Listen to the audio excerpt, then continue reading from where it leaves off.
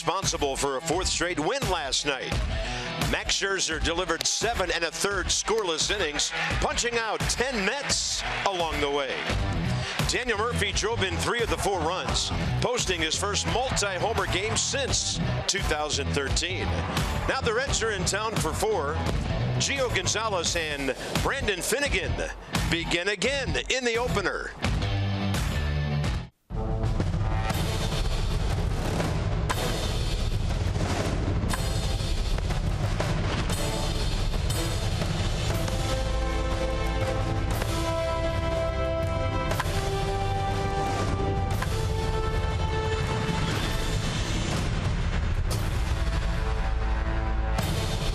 Another gorgeous baseball evening at Nationals Park. It's ladies' night in the district.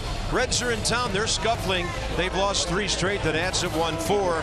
But he's got the glove. He's ready to play anywhere in the field.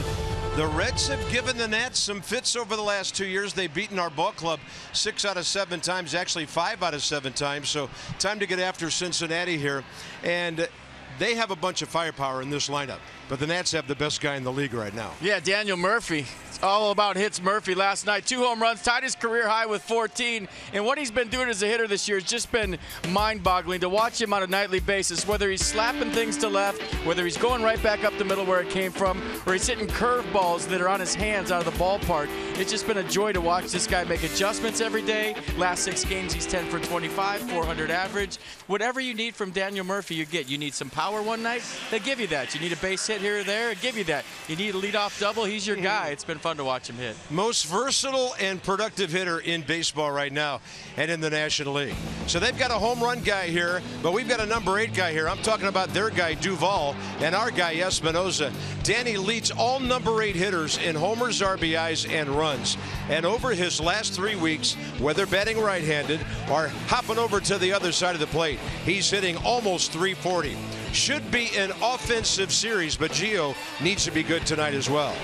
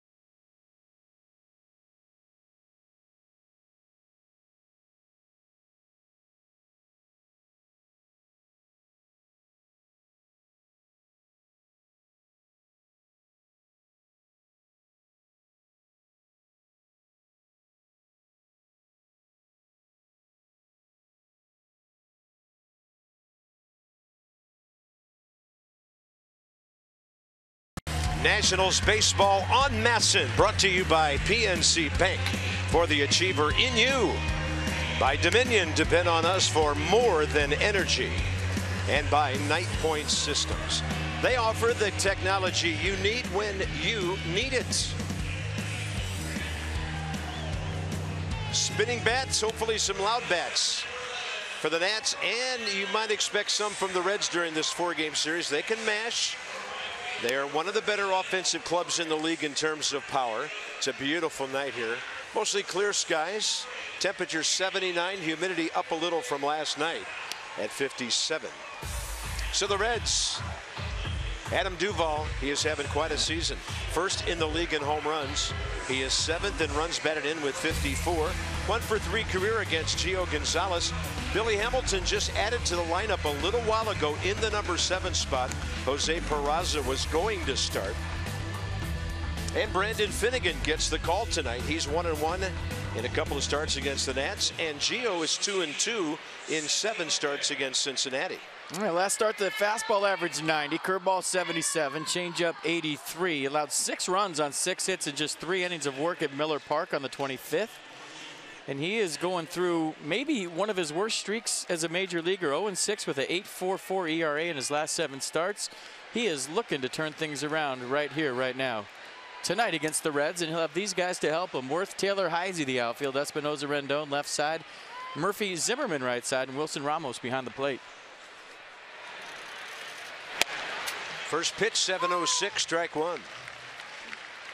Zach Cozart, the shortstop, leads off.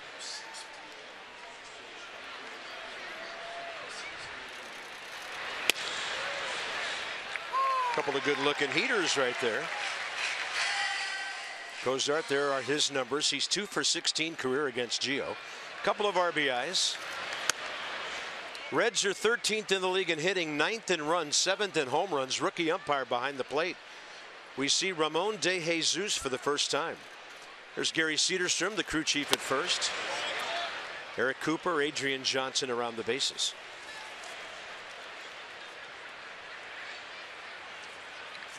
And Ivan De Jesus Jr. on the bench for the Reds. So there's a lot of De Jesuses in this game. 3-2.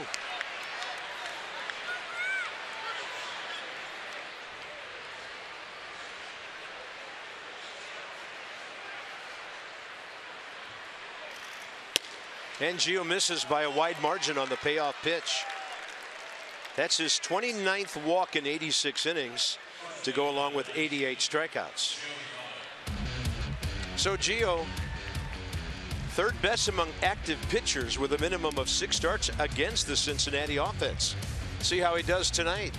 The Reds, look at this. Over the last 2 years, 7 of 9 now and 10 of 15. What is going on? Is there a hex? And Daniel Murphy and Wilson Ramos, well, they're just doing fantastic. Numbers 1 and 2 hitters in the league. Combine their numbers, everything working, and Ramos is the cleanup guy tonight with Bryce Harper not starting. We'll get to the Nats lineup in the bottom of the inning. Thought you might like to know that. And here's Joey Votto. He's going to jack one out to right center. That ball's going to send Cozart over to third. Chris Heisey, the former Red, picks it off. Makes a good throw, and it's second and third just like that.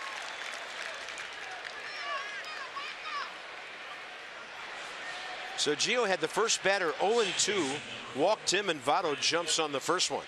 What's going on with Gio Gonzalez has nothing to do with mechanics. It's all upstairs right now. And we showed you the body language last time out. You know, he's thinking bad thoughts. We've all been there as players. You go through these stretches where it just seems like everything's going wrong. The world's against me. I can't do anything right. This game can be real cruel at times. And Dusty Baker called him in the office and gave him a pump-me-up speech. Said, look, I had a pitcher named Russ Ortiz. He was struggling mightily. I stayed with him. Everybody in the San Francisco media wanted him out of the rotation. And he ended up pitching in the World Series that year. So we need you if you're going to be, we're going to be successful this year is what Dusty told him. So I mean, like I said last start, the only person that could help Gio through this rough patch is Gio. I mean, you could have all your friends and your teammates supporting you, but you're the one that has to pull your pants up and go get somebody. And it's that simple. It really is. The release point, mechanics, timing. Who cares? Go out there and be the competitor that got you to the big leagues, the competitor that's made you successful in the big leagues. Or else, you know, Mike Rizzo is going to go with the best 25 guys. This is a cruel game. That's just the way it goes. Brandon Phillips didn't seem at all to me like he thought he was hit by that pitch. The rookie umpire pretty much had to send him to first base, and Phillips still hanging around for a few minutes before he went down the line. So the bases are loaded with nobody out for Jay Bruce. I mean, this couldn't have started any worse. So what do you do right now? Do you say, here we go again? Or do you say, forget it and get out of this thing somehow right now? There's a busted bat. Could be two. Ball had some spin on it. Espinosa to first, 4-6-3. So as FP said, the worst possible start turns into the best possible result, at least for giving up a run and getting 2 outs. Nicely done. He broke a bat, got a ground ball, a little help from his friends behind him. So good pitch right here. He got bases loaded, nobody out. A broken bat to Daniel Murphy. Good backhand feed, as we've seen him do to Espinosa. Flying across that bag with the big arm.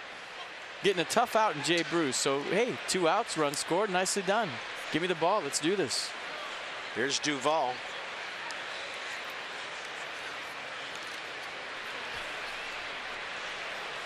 Duvall doubled his first time up against Gio in Cincinnati Friday, June 3rd. Gio pitched through 6 innings, but he gave up 9 hits, 5 runs. Last time out against Milwaukee, 3 runs, 3 hits first inning. So with another out, this could be a step in the right direction, even though the first 3 batters made their way on. Nationals, by the way, 3rd in the league now with 75 double plays.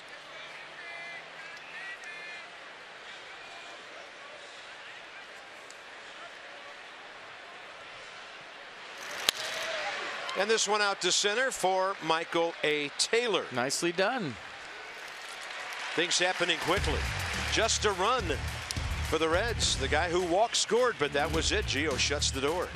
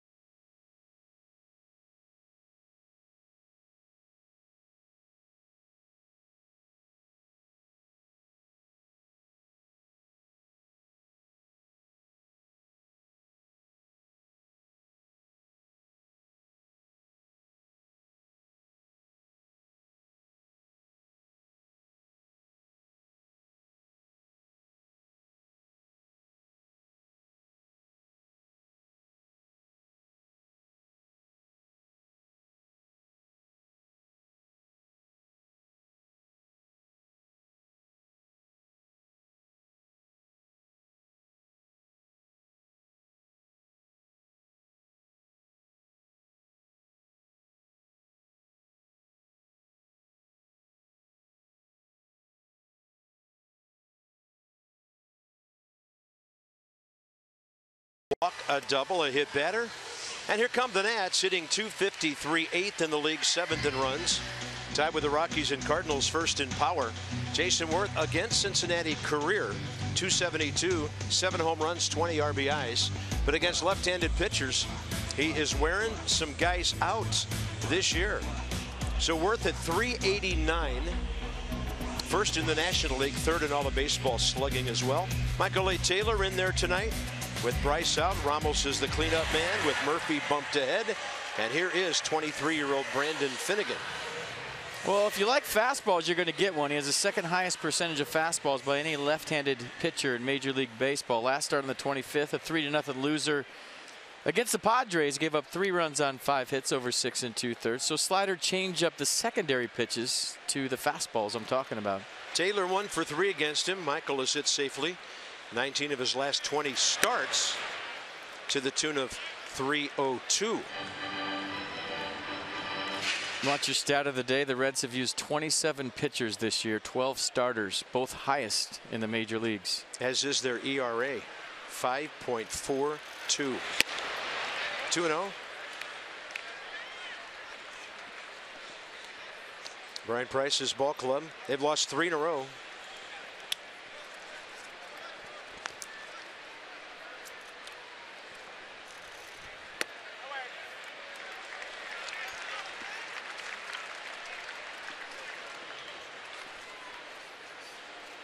So the featured in our lineup, Jason Worth. So the Nats will go righty, righty, lefty. And everybody the rest of the way down swinging from the right side of the plate or taking from the right side of the plate. Each pitcher with a leadoff walk. Reds D can't defend a 4-pitch walk. There they are. Duvall, Hamilton, Bruce. The outfield. Cozart, Suarez, left side. Phillips, Votto, right side. Tucker Barnhart behind the plate. Billy Hamilton. They were deciding whether he was going to play tonight. He had to pass the concussion protocol for Major League Baseball. They were waiting. We had reports that he wouldn't play. He's back in there. He got hit in the face with a fly ball yesterday. He and Adam Duvall going for one in the gap. He had a concussion in early June, so they were concerned about the time frame between the two, but there he is. And we're glad to see him in the lineup. We like watching him play. Yeah, he's fun. Not a lot of fun for opposing pitchers if he gets aboard. Umpires got to move. Jason's hitting. Come on, they should know this by now.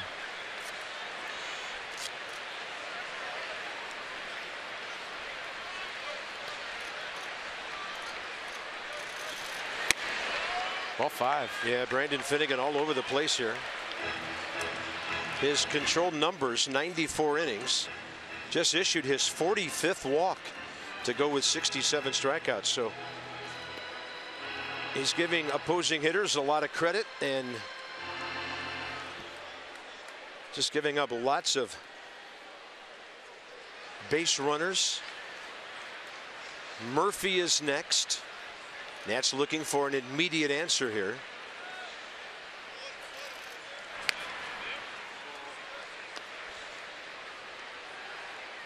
Marlins underway at Atlanta. They got a new face in their bullpen, don't they? Fernando Rodney today acquired in a trade. How about that? He's a legit closer. And by the way, the Cubs have a couple of early runs at New York against the Mets. Worth taking. It's on the very edge. 1 ball, 1 strike. So right now the Nationals, who've won 4 straight by 5.5 over the Marlins. Mets are 6 back. Miami is at Atlanta. They'll go to New York, and then the Nats will follow them in there. Taylor 10 for 13 stealing. The Nationals are up to 47 steals after that crazy night against the Mets. And they have 47 steals, 6th most in the league.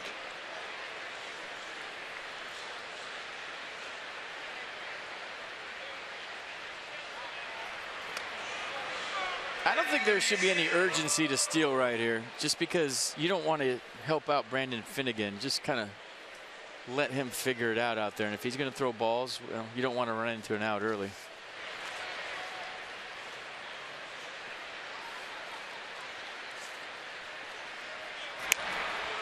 Playing catch with Joey Votto.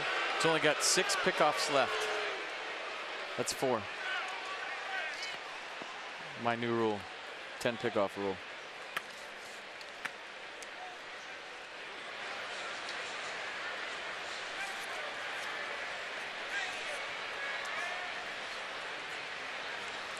It's a big lead by Michael A. And that ball in there. Slider, mid-80s, and the count's 1-2. Daniel Murphy coming off a great series against his ex-teammates. He went 5 out of 12 against the Mets with 2 home runs, 5 RBIs, and a base on balls. Look out. Worth hit that ball at a 90-degree angle to the left and almost wiped out the manager and part of his coaching staff. Now that's getting around early. Brian Price, old pitcher, little PFP, pitcher's fielding practice. It's been a while since he did it.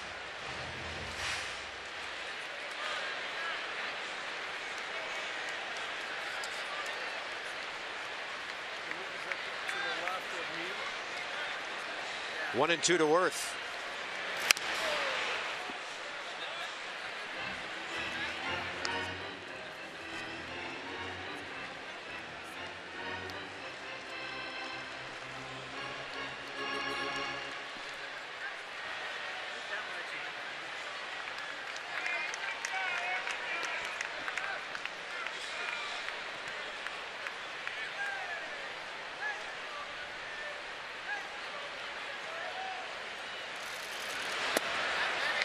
Well, that's a great take on an off-speed pitch. 2-2. Werth, one career hit against this left-hander. Opposite field homer in Cincinnati. But he was good the night the Nats faced him. 5 hits, 1 run, pitched 1 out into the 7th inning.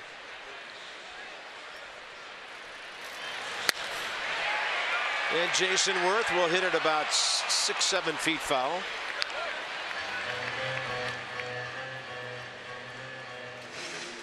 Really covering that outside pitch well lately. That's been the key to his success. You remember early in the year when he was going through that scuffle in April, he's pulling everything, pulling off things, front shoulder flying. Rick Shue and him been working on staying on the ball. They remember the old stack and jack in 2014, kind of getting back to that.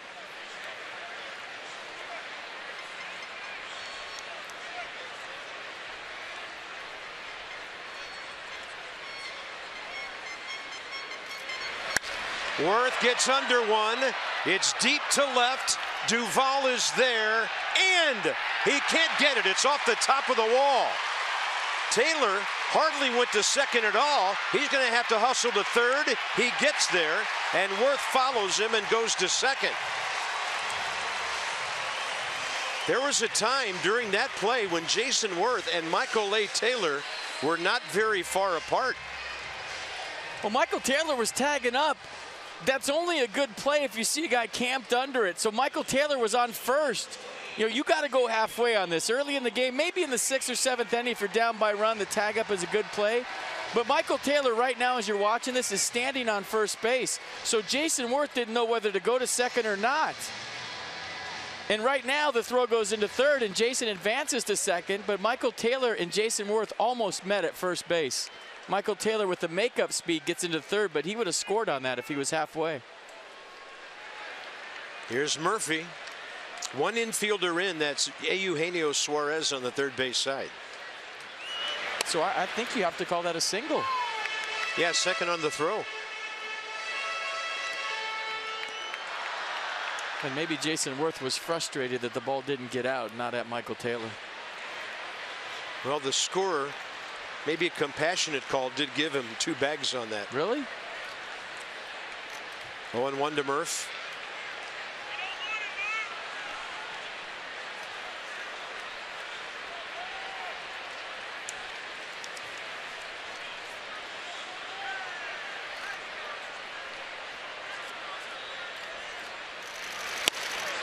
Went after that pitch, and then it had some run to it, so it didn't end up inside and unhittable.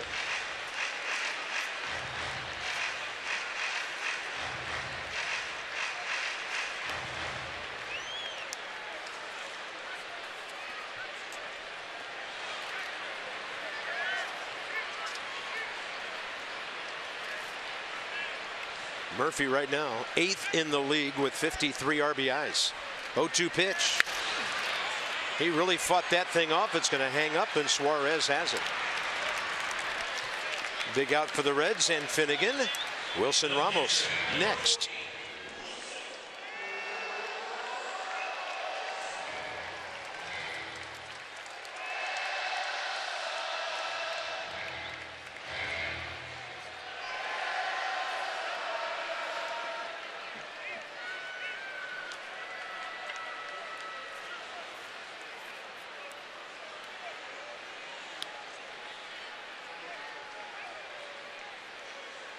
Wilson 1 for 3 with a home run against Finnegan.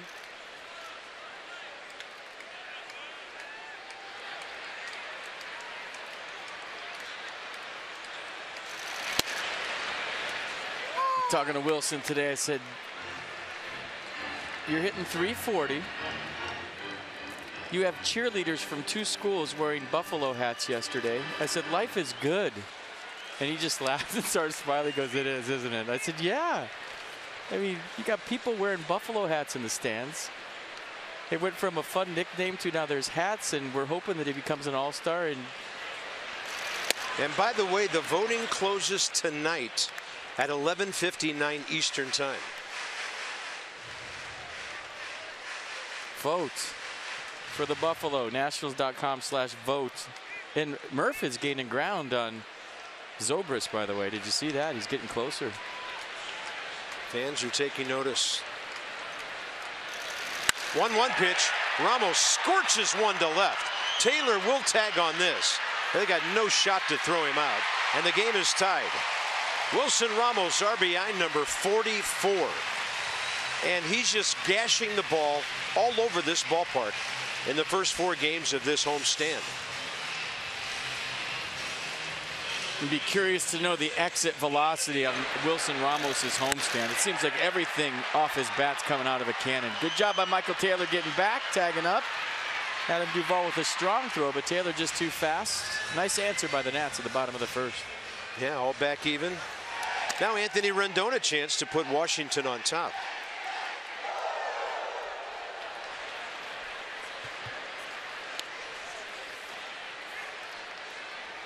Rendon 1 for 4 career, couple of walks against the lefty.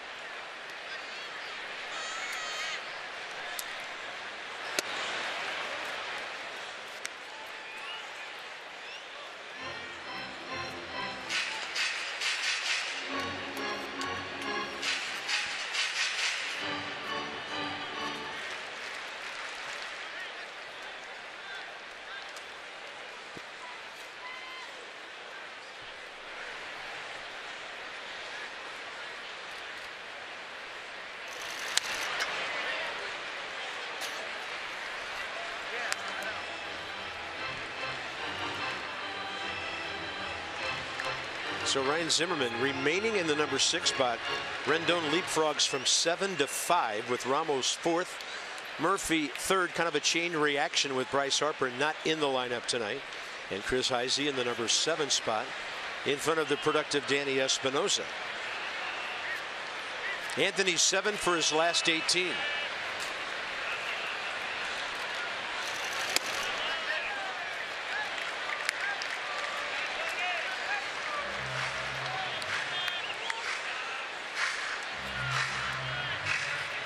%70 eaters, 69% on the year, so he's right where he always is.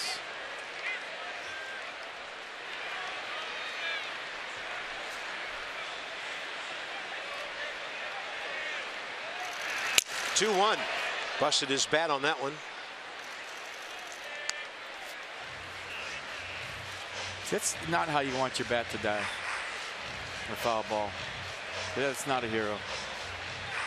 You're hoping the new one's a winner, but that one's not dying a hero. It's just, it's going to be a table leg, maybe some kindling, sold at the team store for $600, something like that.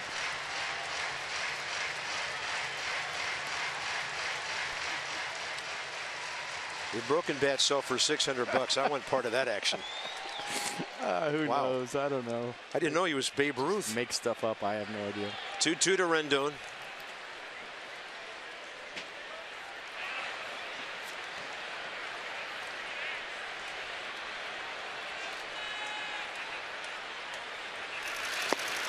Low and inside. So Finnegan's going to throw at least 24 pitches here in the first inning.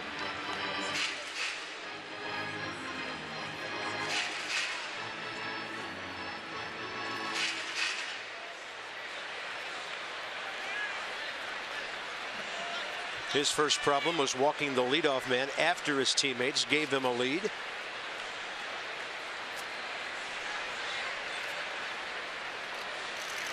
And Rendon takes it. It's another walk here in the first.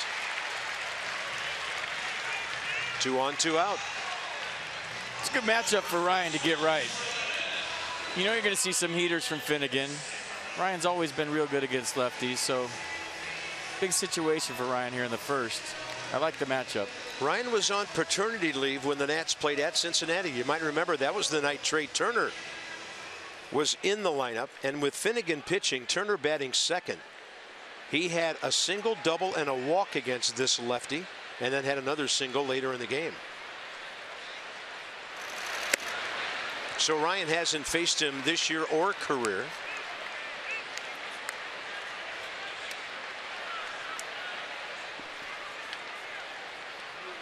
First inning, a bit of a problem.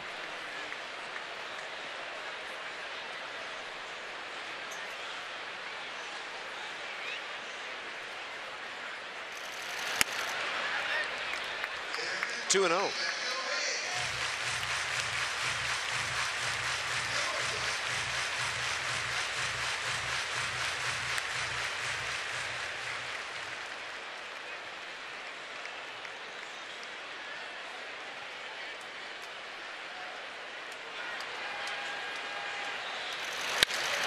Zimmerman to center.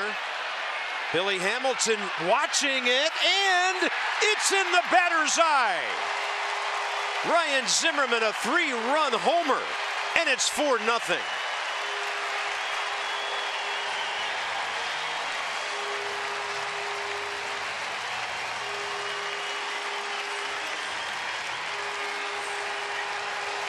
Four to 1. Boy, did he need that. Well, if you've been around Ryan, you just kind of saw that developing. He's just working on things in the cage today, trying to keep his head on his backside, not drift, go toward the pitcher when he takes. And I could just tell by the first 2 takes, the way his head was still and he was staying on his backside, that there was going to be something violent coming, and you saw the result. 2-0 fastball right down the middle. And watch the head stay still, not drifting. Stayed behind that one and drove it out of here. So we like the matchup to start with. We like it even better now. The only one that doesn't is the guy you're looking at. Ryan Zimmerman, last homer was in San Diego. And now 10 of his last 21 hits have gone for extra bases. RBI total jumped up to 36, and that ball was deep, straight away, and out. Right, 2 walks in the inning for Finnegan before he gave up the second hit, which turned out to be a big fly.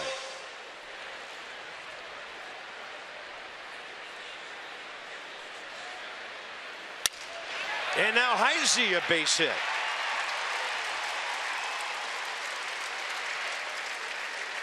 That'll bring up that number 8 guy we've been talking about. Chris Heisey getting a start tonight. 14th hit of the year. See, that's how your bat's supposed to die. It's not supposed to go down. A hero right there. Perfect. Ball's flying tonight, by the way. I saw balls hit to places today in batting practice.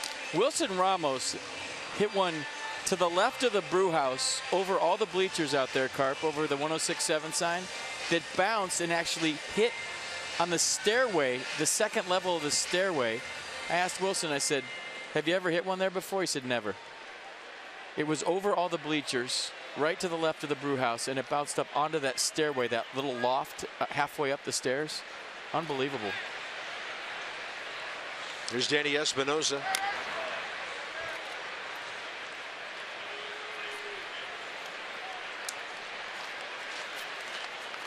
Something about Nats against their ex-ball clubs. Murphy the Mets and now Heisey the Reds. Danny right side hitting .233.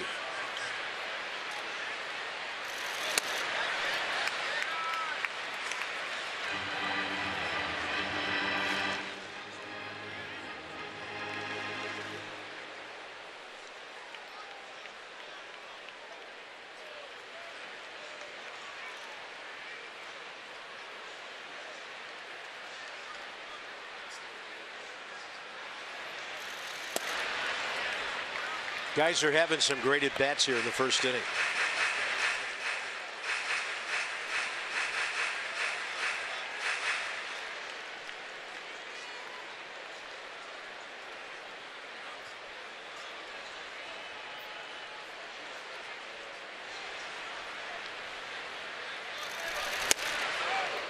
A little hard ball on 2-0.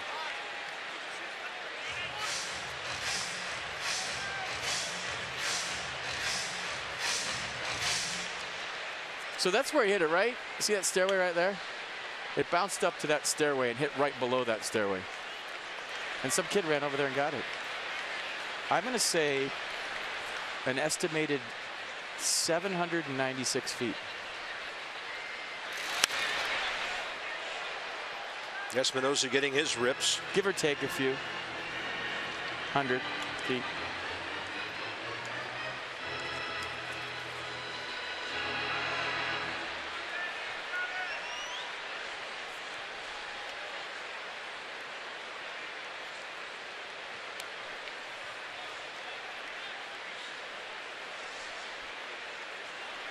Danny Espinosa last 20 games, 339.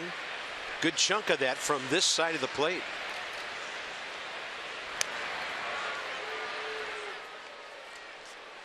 Chris Heisey has contributed no stolen bases to the Nats total of 47. So again, we revisit some of the great rankings for Danny. Brought to you by Jeep. Home runs, runs and walks, second in runs batted in. That's in the major leagues. Foul tip. Pitch number 36 coming. 36. First inning. The Reds bullpen's been better in June. They have a 4.59 ERA, but that was after a 6.21 in April and a 7.25 in May.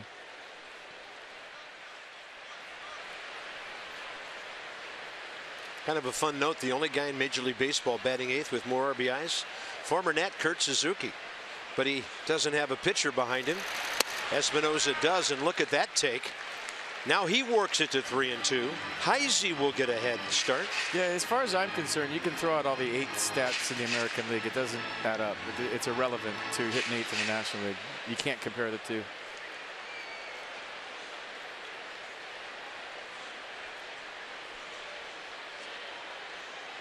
Mercedes-Benz, and here comes pitch number 7. Swing and a miss. Finnegan out of the inning. 37 pitches for it to happen. Ryan Zimmerman now has 8 career homers against Cincinnati pitching, 26 RBIs. Big fly for him, and the Nats out to a big lead, 4-1 early.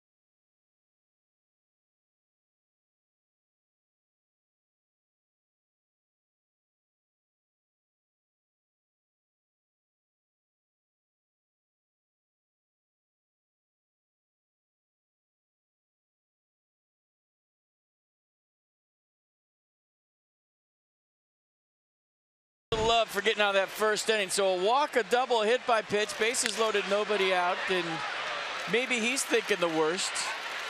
Or maybe he's not. Got a ground ball double play, 4-6-3, so 2 outs, a run in, and then he gets a fly ball to center. Gets some love from his teammates back in the dugout, and then the offense gives him 4 to work with, so a 1-run deficit turns into a 3-run lead, and maybe that helps him settle in a little bit, relax, and do his thing. Yeah, things happened quickly in that first inning. 13 pitches, 5 strikes. Washington, D.C. Lexus dealers donating $250 for every home run to the Children's National Health System. Lexus, the pursuit of perfection, and the Nationals have now hit 105. Went into the day tied with Colorado and St. Louis for the most in the league. Eugenio Suarez, the third baseman.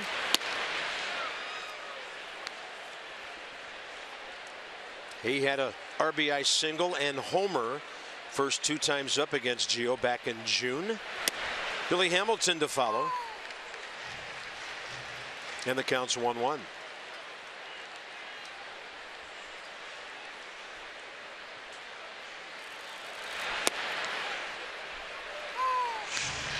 Ramon De Jesus, the home plate umpire, a little delayed with some of his strike calls. Here's a 1-2 from Gio. Up the middle, nobody there.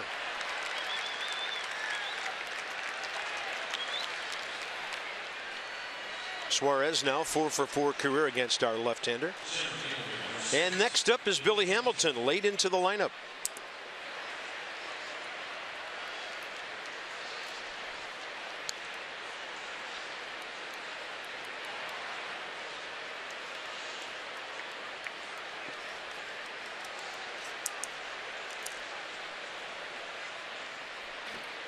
Batting .255.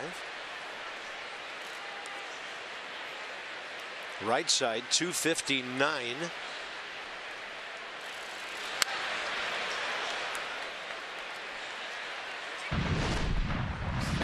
So yesterday in Cincinnati, Anthony Rizzo with a shot to the gap. It looked like Billy Hamilton's ball all the way. I don't know what Adam Duvall was doing over there, but the ball ricocheted off Duvall's glove, hit Billy Hamilton in the left cheek, I believe, kind of up around the eye.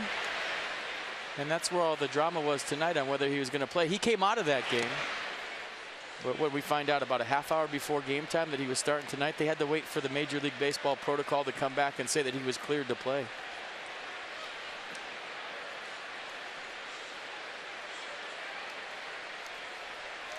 That's one, though. If you're a left fielder and you have Billy Hamilton playing center, you have to know that the guy covers the whole place.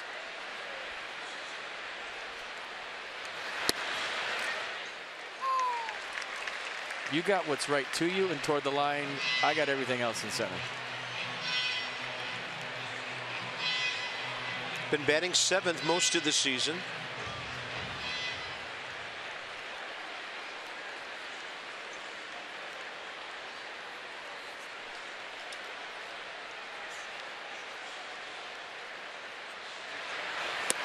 And Gio tried to bring that curveball around. It stayed outside.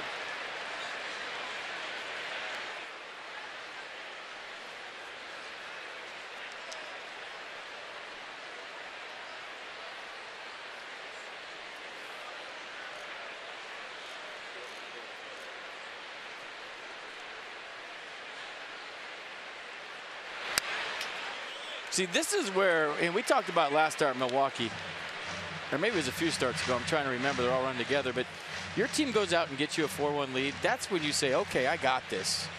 Thank you very much. I appreciate it, guys. You struggled with run support for me all season long. But you just got me a 4 spot. We're good. It's good. I don't need any more help. I got this game. And that has to be the attitude. 2-2 pitch. That's a beauty. Ball hanging around the outside edge, and Billy Hamilton couldn't get a bat on it. Nissan will track. Change up 83. Hamilton out front. See the grip. Good movement away from Hamilton and just a little bit out front. Worked nice. Next up, the catcher, Tucker Barnhart.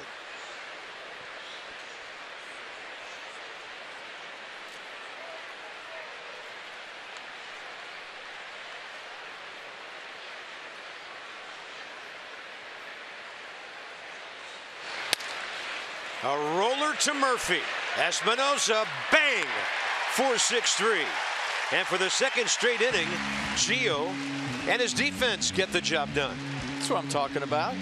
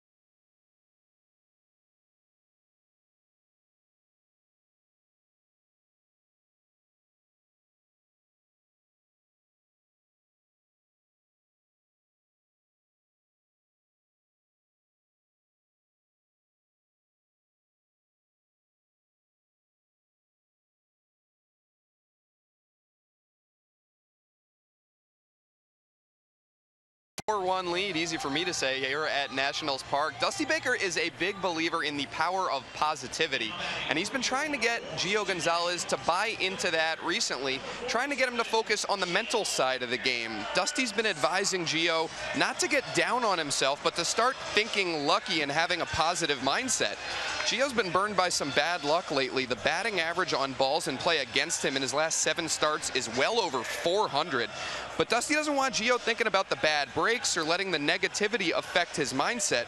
He really believes that what you think will happen, and so he wants Gio Gonzalez thinking good thoughts tonight and going forward in his starts to try and get those good things to happen. Gio talked earlier in the season about how the mental side of the game was a big factor for him. Dusty Baker wants Gio back in a good place mentally tonight.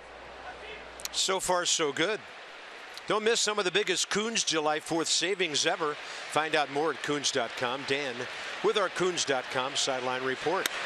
Up and away to Gio, leading off the bottom of the second. Dusty used to tell us that in San Francisco all the time, and I have it so ingrained in me, that saying, think lucky. He would turn to the whole bench all the time. Bases loaded, nobody out. Think lucky, boys. And it's always in my head. You know, off the field, everything I do, it's a red light, and you're saying, turn green, think lucky. I mean, just little things like that. And it works. Dusty's one of the most positive guys you can ever be around. And he has a lot of good advice. And if you take it, you'll end up figuring things out. And a lot of guys, you know, kind of laugh it off sometimes because it's old school. It's really good stuff. So I need to think lucky whenever I'm driving in the district. I thought lucky right before Dan's report, and he nailed it.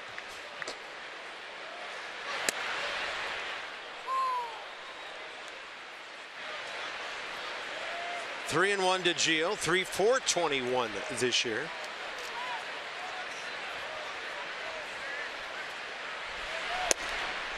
On the corner. And that story you told about Dusty and Russ Ortiz ending up in the World Series. Ortiz went out and pitched a shutout right after Dusty told him that, won 9 games in a row. So Gio, you're going to be 12-7 before we know it. We hope. Second strikeout by Finnegan. We always saw some fireworks in this one, but you can start your Independence Day weekend with the post-game Freedom Fireworks Show at Nats Park. That's presented by Associated Builders and Contractors following the 6:05 Nats Red game on Friday. Oh, 6:05 tomorrow. All right. Yeah. I got to remember think that lucky when you're driving. Think lucky and think about the start time. Visit nationals.com/tickets today. Ladies' night. I'm going to get home in 5 minutes tonight. I can't wait. All green lights. Taylor walked and scored. Worst thing Finnegan could do. No traffic. That's just thinking unreasonable, though. Walking Michael A. Taylor after getting a lead. And Taylor on an off-speed pitch will pop it up. It's over by the dugout. It's twisting back in, and Joey Votto has it. 2 outs. One of Jason Moore's tentators, June 3rd against Brandon Finnegan in Cincinnati. The other way.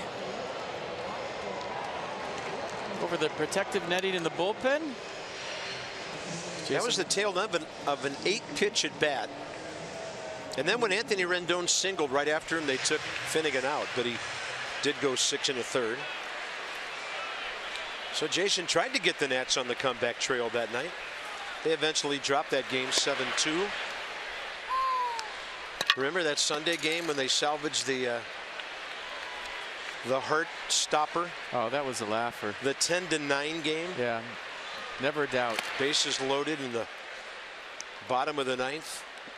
Papelbon somehow got out of it with 3 consecutive outs after 4 straight men reached base. Crazy. Jason almost hit another one on him tonight. It hit the very top of the pad out there in straightaway left field. I mean, Duvall was up so high, it was hard to believe it could get over his glove and stay in, but it did.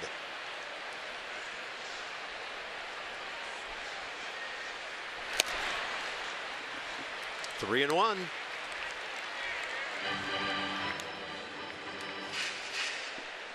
Daniel Murphy. 0-2 pitch, got jammed first time up. Pop fly out. And he'll bat again. Well, maybe. That pitch looked outside, but Ramon De Jesus gave Finnegan the call. Jason Worth is so locked in, I'm going to guess this is a ball. Because when he's absolutely eyeballing stuff, he usually knows better than the umpire. That's ball 4. Third walk by Finnegan against one of the hot lineups in the National League. He is asking for trouble. Let's go inside some numbers with Jeep. Multi-hit games. Look at Ian Desmond right there with Daniel Murphy. Good for him. Mookie Betts, Xander Bogaerts. Those guys all over the bases for the second place Red Sox, who are 5.5 back of the red hot Orioles. It's a month and change of 8 hours sleep for all those guys. It's like night honey, and then you wake up at like 10. In the dirt, blocked by Tucker Barnhart. 0 for 4, you're flip-flopping all night. You're thinking about getting sent to AAA. Look at this one. Still, I mean, even after the game, people talking about how did he keep that fair. And then this one, the one-handed, letting go of the bat at contact, driving it in the bullpen. And the Nats needed that homer to have a big enough pad to win the game. Murphy right side. Votto kind of let it go for Phillips. Either that or he just couldn't reach it. Inning over. The Nats have stranded a couple, but they've scored 4. 3-run lead after 2.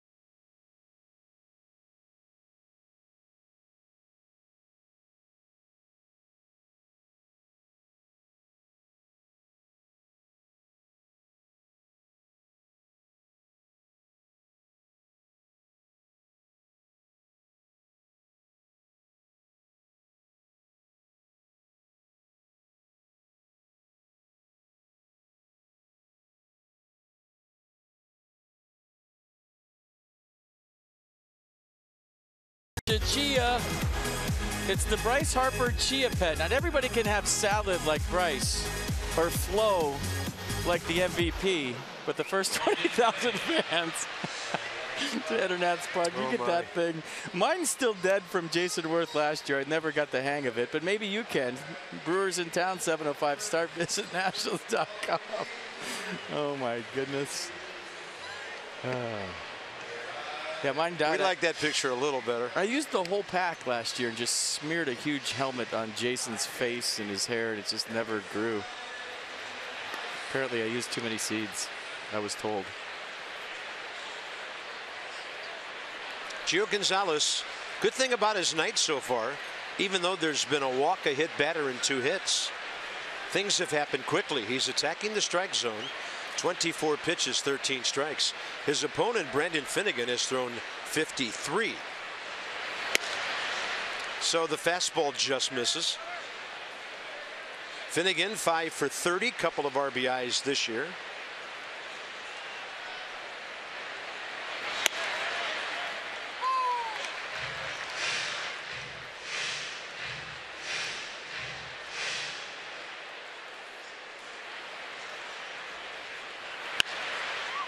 Not a bad hack, 1 and 2.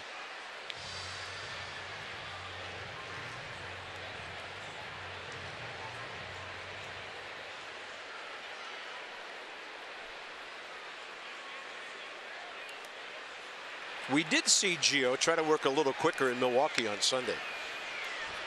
Once he got by that first inning, solid for a while. Nets came back to hang on for a win.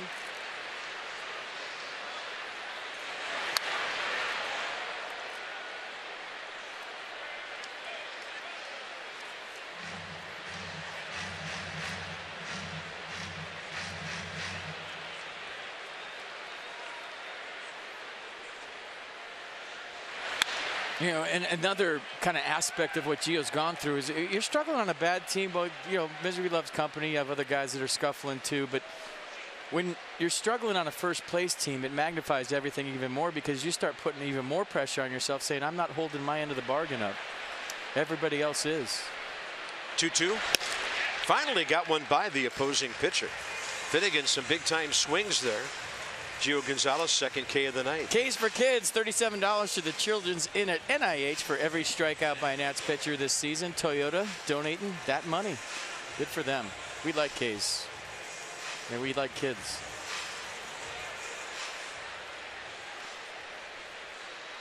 Zach Cozart walked to lead off the game. Scored on a double play ball. 3 batters later by Jay Bruce. The Reds had a chance for a big first inning. And that 4-6-3 followed by a fly out. Just so huge for Gio. He goes changeup and misses 2-0.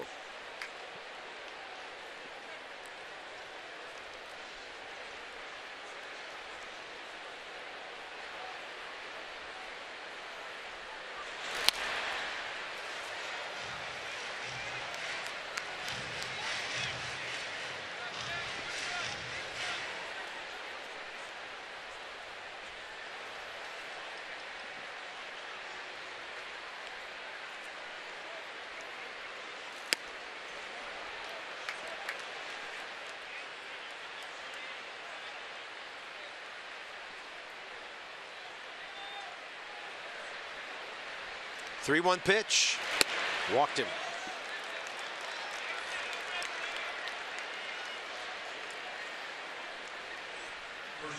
Have a look at our next 5. 3 of those against the Reds.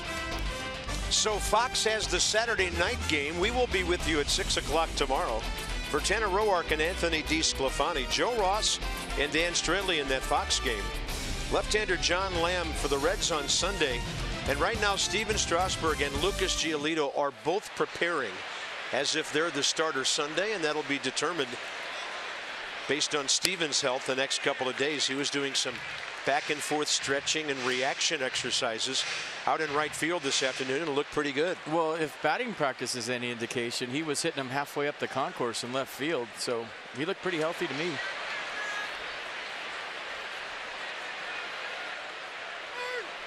Time given. So the roster move doesn't have to be made until Sunday, and Lucas will get a chance to enjoy 4 days or so of big league time.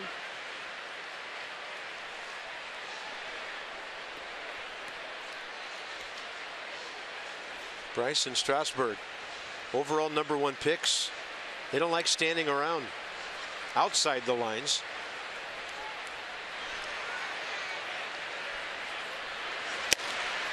Oh-1, and he had Joey Votto a little off balance there. Strike 2.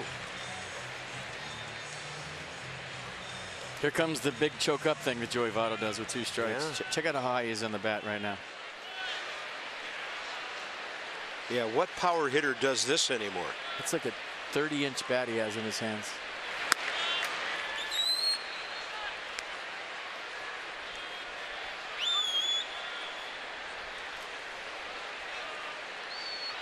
Votto career over 320 against the Nationals.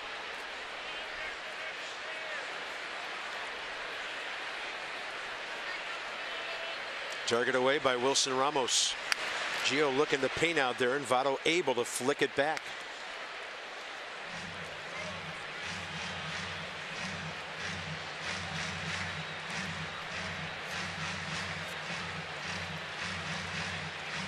Well, a decent ratio considering he only threw 5 strikes in the first inning out of 13 pitches.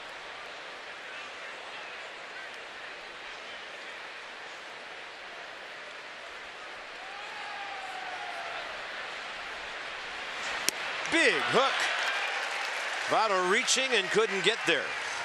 Gio Gonzalez, 3rd strikeout. It was almost like Joey Votto thought, okay, I see the curveball. It's not going to be a strike. And then it is a strike. I got to swing. You see that whole kind of quick process happen? He had to respect the pitch at the very last second because he said, oh, this isn't a strike. And then he saw it go by him, and the last second swing was, yeah, it is. Couldn't stay in there long enough. Pull swing to a curveball away. Yeah. There's Brandon Phillips hit on the foot by a pitch. It described that sequence back in the first inning. Phillips wasn't sure he'd been hit, and the home plate umpire sent him right down the first base. It looked like Brandon wanted to hack, not walk down there, and that set up the double play ball. Made the double play in order, and Gio got the 4-6-3.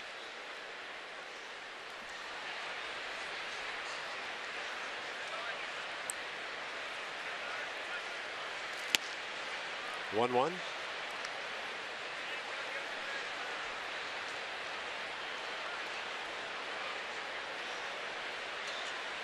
This ball club is 21 games under 500, 23 out in their division, and they've got some players that any contending team would want to have a little later.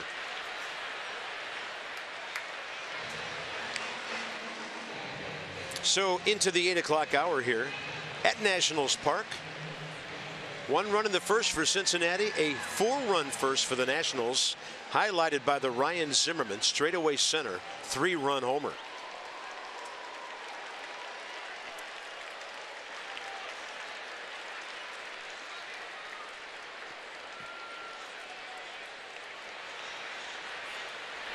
It's so weird to think that Brandon Phillips was almost the Nats second baseman this year, and where would the Nats be without Daniel Murphy? Yeah, where would he be playing? And the whole thing where he seemed like he didn't want to come to DC, and Murph did, and yeah. Murphy's playing second now, and Phillips is playing for the Reds. I don't understand how anybody wouldn't want to come to a first place potential team. But probably comfortable where he's at.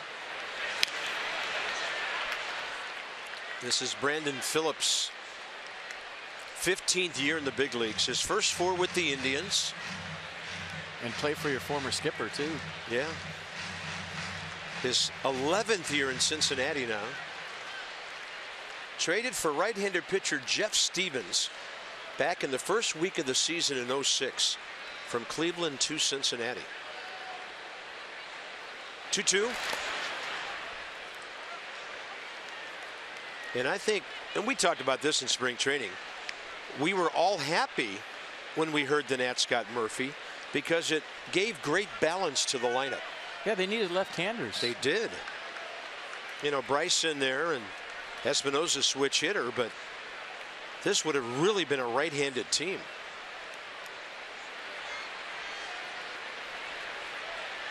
Three-two, runner moving, swing and a miss. Gio, great success with some of his off-speed right now. And guess when he was doing that? First month and a half of the season when he was 3-1.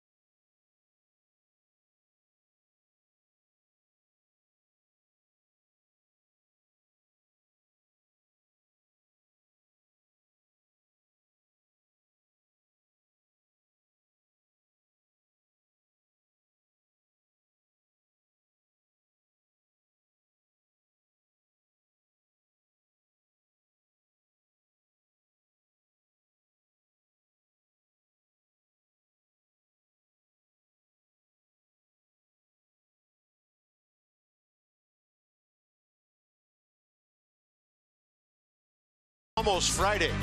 Yeah, Dusty. Providing innovative, high-value dental and vision benefits to area employers and individuals. It's all brought to you by Dominion National. Yeah, smile. It's almost Friday. I think she had a screenshot of her on television. Showed him earlier. Pretty cool. Bottom of the third for the Nats. Our Honda do-up involves a Buffalo, a Rendon, and a Zim. Wilson on fire. Anthony, very efficient. Not only 6 games, but really over the last 2 months. And Ryan Zimmerman's gone big fly tonight. Ramos hit the ball probably as hard as Zimmerman's homer the first time up, when he lined to left field for the sac fly that drove in Michael A. Taylor. Don't forget, voting ends tonight at 11:59 Eastern for the All-Star team.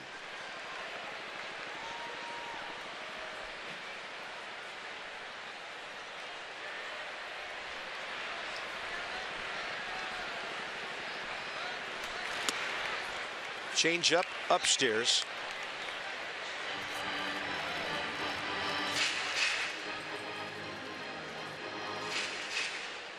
You know, Wilson Ramos didn't get credit for it, but that was almost like another hit with runners in scoring position. When he brings in a run home like that, he's hitting .379 in those situations.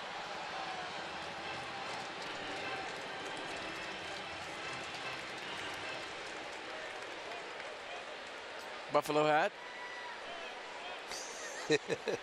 Do they wear it just when he hits or the whole inning? I want to know. We want to check back with these guys. We'll find out. Target in. Ramos gets his hands inside it. And for a moment we were wondering if Murphy-like he could keep it fair.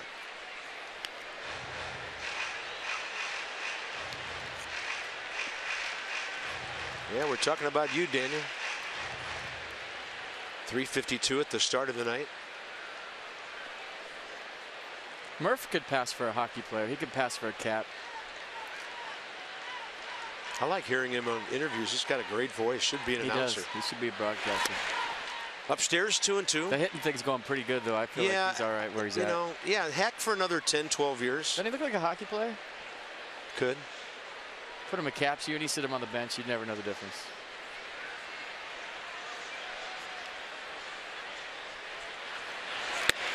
Three and two as Finnegan tried to hump up with a fastball there.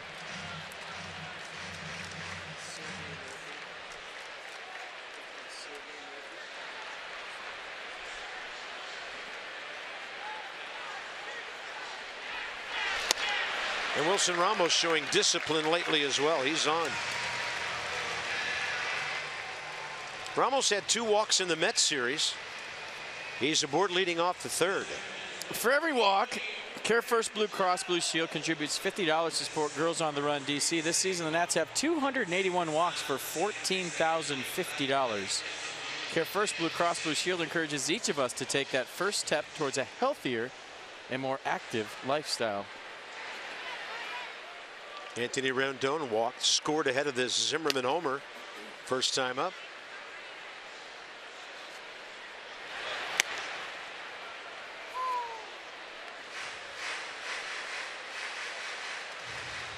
Cubs still up on the Mets. It's a 2-1 game, 4th inning. Marlins have a 3-0 lead at Atlanta. They're in the 3rd.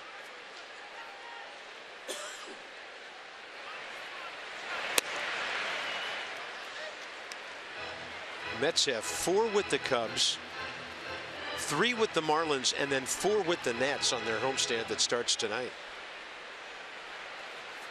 Nats trying to take care of business here against Cincinnati. Zimmerman, huge swing first time up.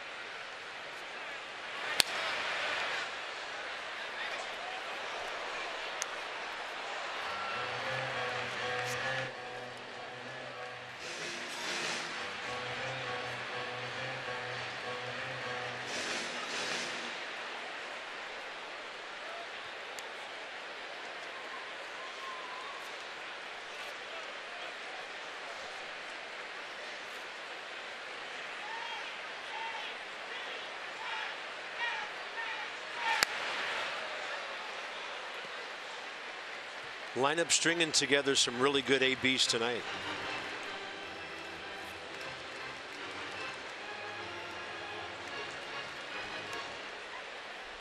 Do they have hit speed on the scoreboard? I like to look on foul balls. That was 59 miles an hour.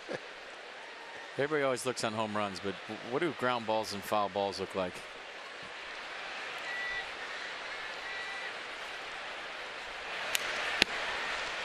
That was -40.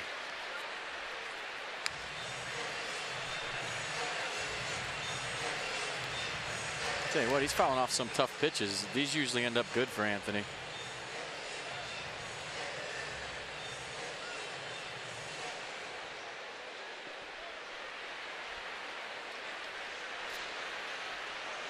Anthony Rendon's batting average flirting with 260.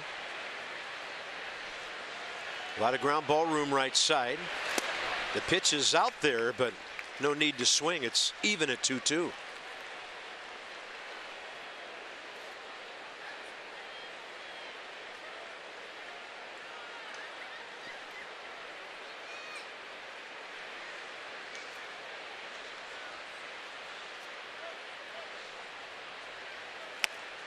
Another good take.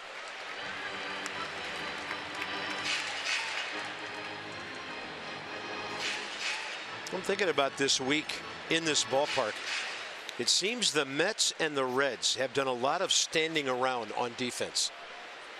This ball club of ours has had some long offensive innings. Votto wasn't near the bag. He was actually in front of the bag when he took that throw. I don't think the Buffalo's running. I'd be shocked if he was. We'll be able to tell. Yeah, you can just feel the ground. Payoff pitch, nobody out. Another walk by Brandon Finnegan.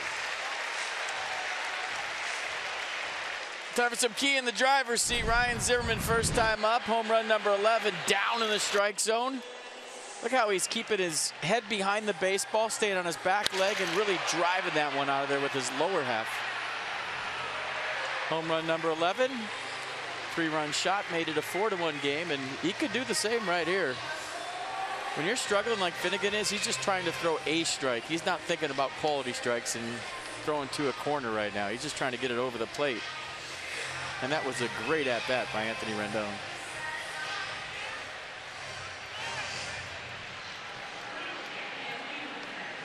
And that's not Mark Riggins, the pitching coach, is it? No, that's a pump-me-up speech from the skipper. It's like, let's go.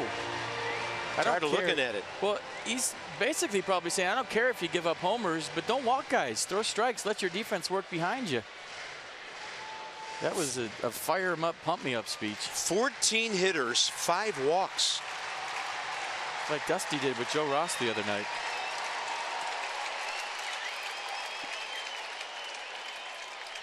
He's gone to full counts in 4 of his last 6 hitters. Here's Ryan Zimmerman, 2 on again.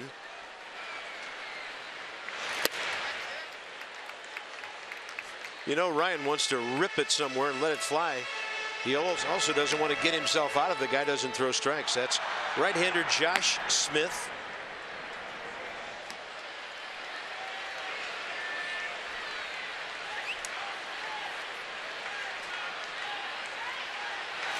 And there goes one to left. Ramos had to hold up, and the bases are loaded with nobody out. Ryan Zimmerman has torched the ball twice. He's staying behind it. There's been times when this little funky's in, he's taking pitches as his head is kind of drifting toward the pitcher. It's in the strike zone. The reason you want to keep it behind the baseball is so you can get the bat head out. You see how still the head is? He's sitting off his backside right there. And now he's catching the ball out front. When your head drifts into the contact zone, the only way you can get to the baseball is retreat and swing uphill. If you stay behind the ball, you get on top of it like he did right there. That was a beautiful swing again. 110 miles an hour on the hit speed. Chris Heisey, base hit left center first time.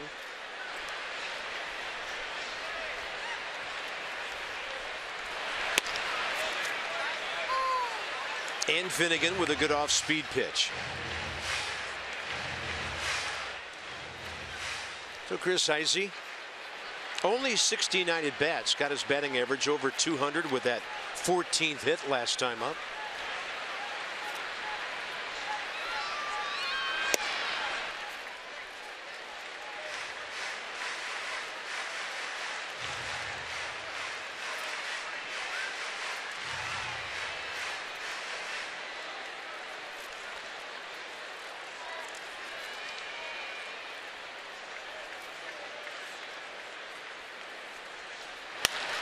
He gets one off the end of the bat out to short center.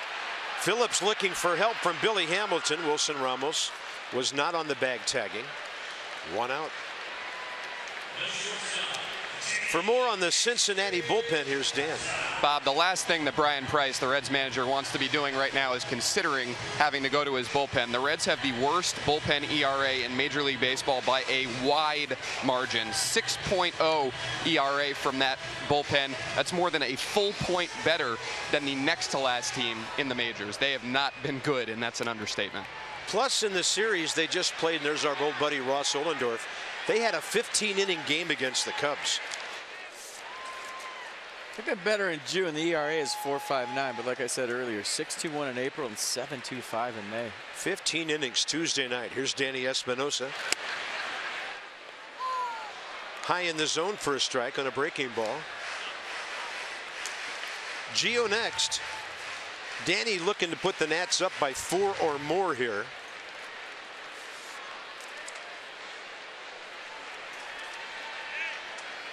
Oh for 3 career against Finnegan, including a long count tonight when he fouled off a couple of pitches and then struck out swinging.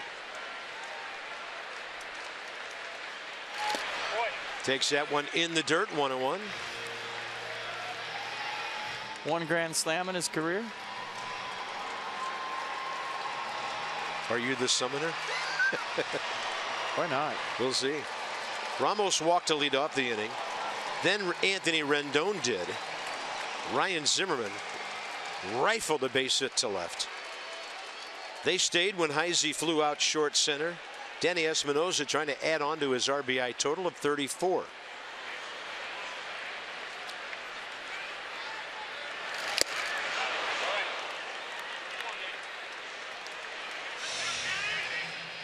Well, that one was for yourself, that swing. Now this one's for the ball club. You got to try to get the runner in. You can let loose till you get the 2 strikes, try to do some serious damage. But now you got to think about shortening up a little bit.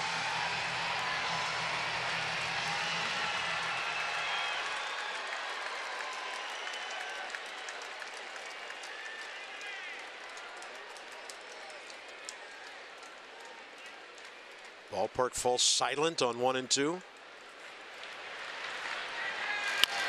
And he stays alive with a chopper to left side.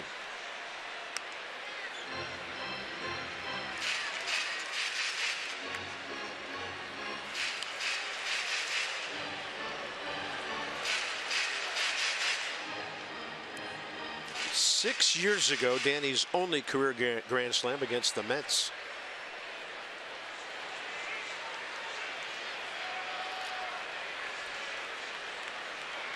One and 2 the count, bases loaded, 1 out.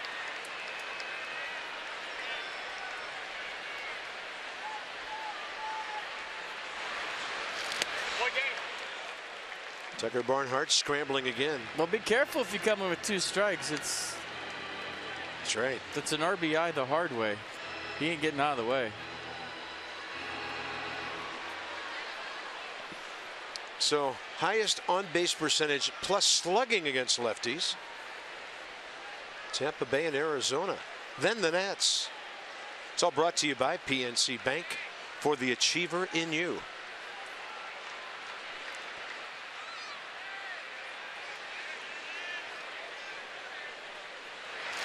Espinosa, deep left center. This one is his 2nd grand slam.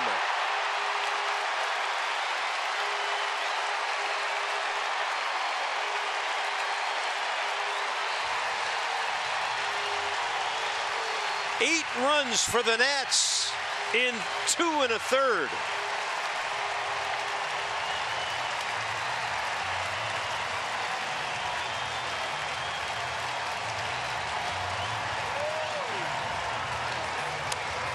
Most dangerous 8th hitter in baseball, period.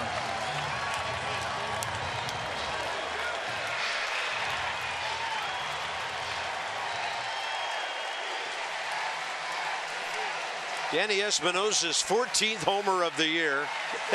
They can call it for us. That's fine. Over the bullpen. The Nationals 8. The Reds 1.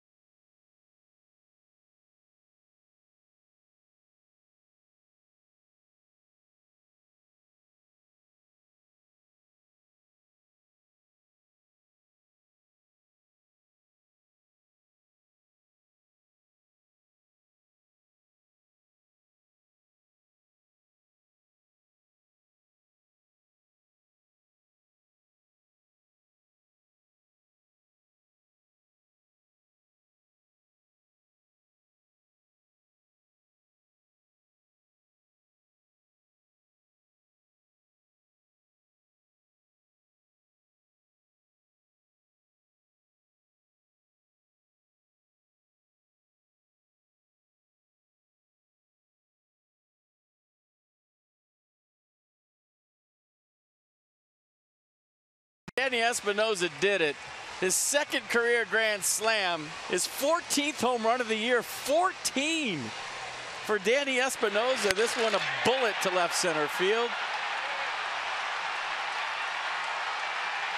And 4 RBI in one swing. Danny Espinosa doing it. And then he and Jason Worth have this little thing they've been doing for a while now. They slap each other in the face. Danny got him good last night. And there's the curtain call. Danny Espinosa having a fantastic June, a fantastic year. 8-1 Washington. And the Cincinnati pitcher is 28-year-old Josh Smith. I'm going to stick with DC slapper for Danny. Just slapped one out of here, and then he and Jason. I told Jason today, I said, do you know you said ow when he slapped you yesterday? He goes, no, I didn't. I said, he did. He must have got you good. I said, we were having fun with you last night. You had your third baseman laughing at you when you lost it in the lights, and your shortstop slapping you in the face. I said, we were all over you up here. You're getting no respect. You're like Rodney Dangerfield in left field right now.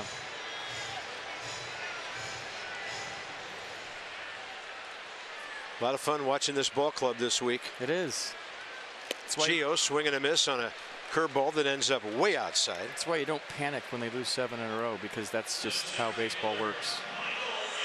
Here's Michael A. Taylor.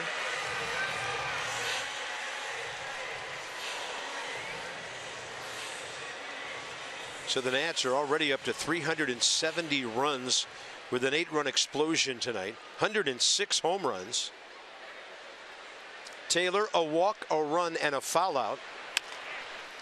And a bouncer foul.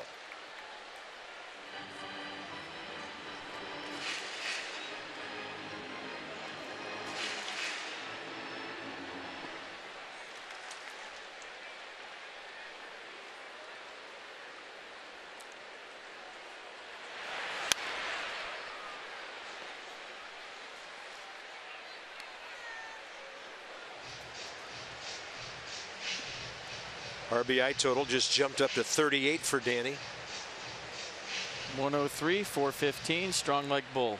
Yeah, same distance as Ryan Zimmerman's homer to center. And the 0-2 to Taylor. Check swing, Joey Votto has it. That's it for the Nats in the 4th. Unbelievable what this ball club is doing. Actually, that's it for the Nats in the 3rd. Zimmerman straight ahead center, Espinosa left center. 8-1 Washington.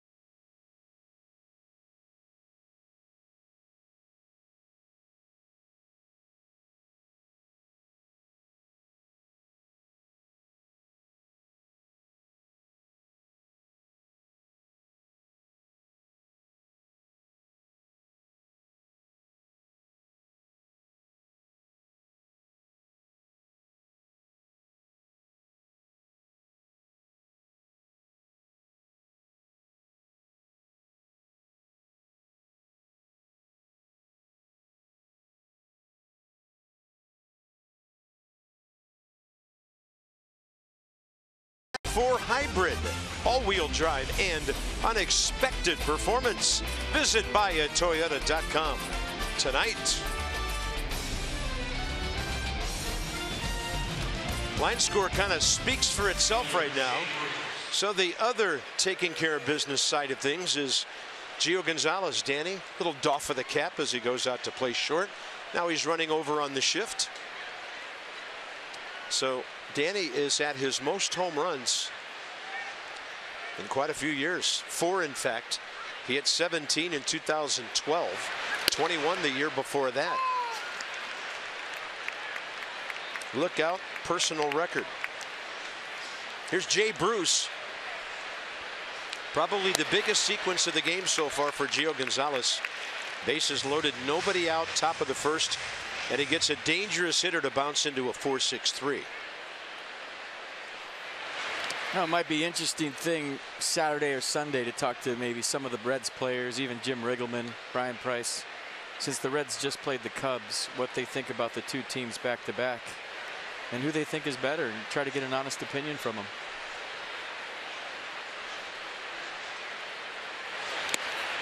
Maybe Mass and Dan can talk to some of the Reds players and see what they think. And when it comes to talking about other teams, I think players are honest for the most part. They'll tell you, hey, well, the Cubs are good at this, the Nats are good at that. But I think after maybe Saturday's game, when you see the Nats for 3 games in a row and you just played the Cubs, it'd be a good comparison. It's not like the Nats didn't hit in that Cincinnati series. They had 24 hits in 3 games, stranded 10 runners, managed to eke out a 10-9 on Sunday. But this is a different ball club, it seems, right now than that was just 4 weeks ago. That series opened up 4 weeks ago tomorrow. Nationals had just come from a sweep at Philadelphia. So here's the dangerous Adam Duvall. You can see how quick that bat is. He's 3rd in the league with 41 extra base hits, 22 home runs.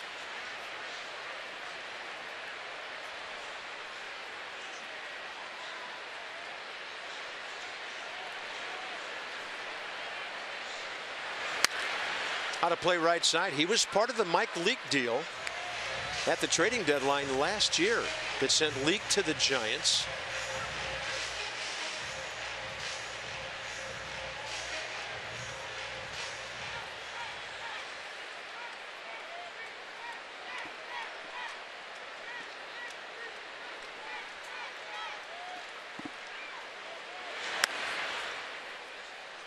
Two years ago, 28 games for the Giants, 3 home runs. Last year, 27 games, 5 home runs. But a good ball club. Maybe there wasn't room for him, and boy, does Cincinnati like having him. 2-2 with 1 out. Gio trying to buzz the inside edge. Didn't miss by much. But he's got line-to-line pop, too. It's not just like Adam Duvall hits him to left. He can go out anywhere, anytime. Center, right? Yeah. Doesn't matter.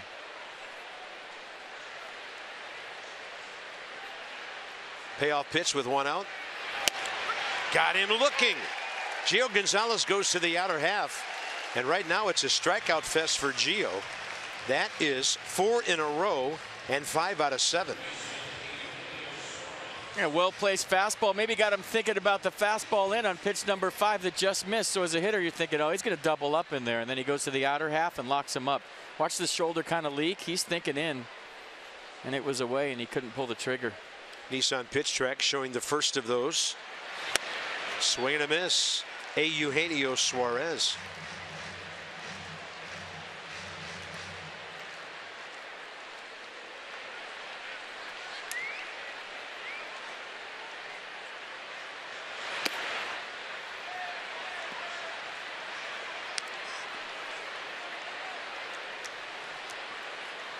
Base hit up the middle first time. He too was wiped out on a double play that ended the 2nd inning. Did you see Ramon DeJesus rip the pages right here? I mean, we don't see much of him. I think it's the first time I've seen him this year. Step back so you don't punch the catcher in the head and then rip the pages. Good extension. I mean, he got a Power Ranger into that action. Wah! Enrico Palazzo moonwalking him on strike 3.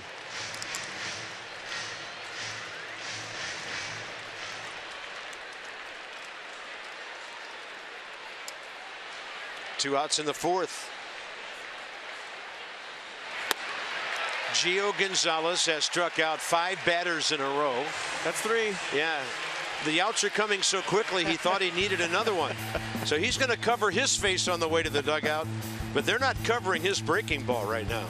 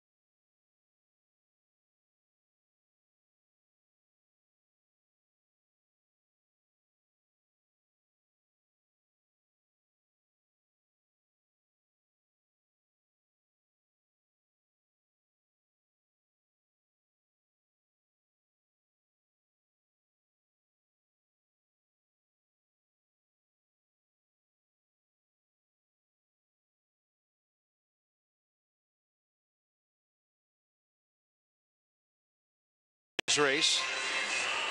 So we've had National Camera Day this week. We had National Sunglasses Day. And evidently today is National Handshake Day.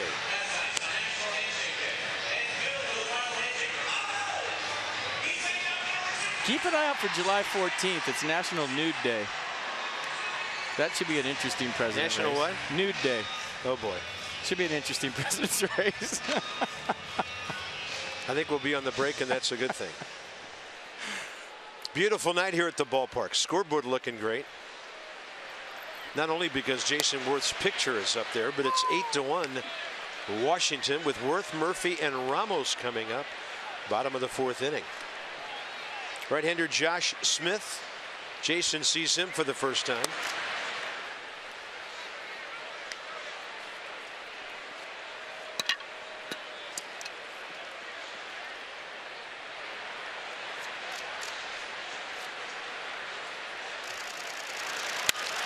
And Worth to right on a ball well hit. Jay Bruce going back, and he has it right in front of the bullpen. Just cut across that ball a hair, kept it in the ballpark.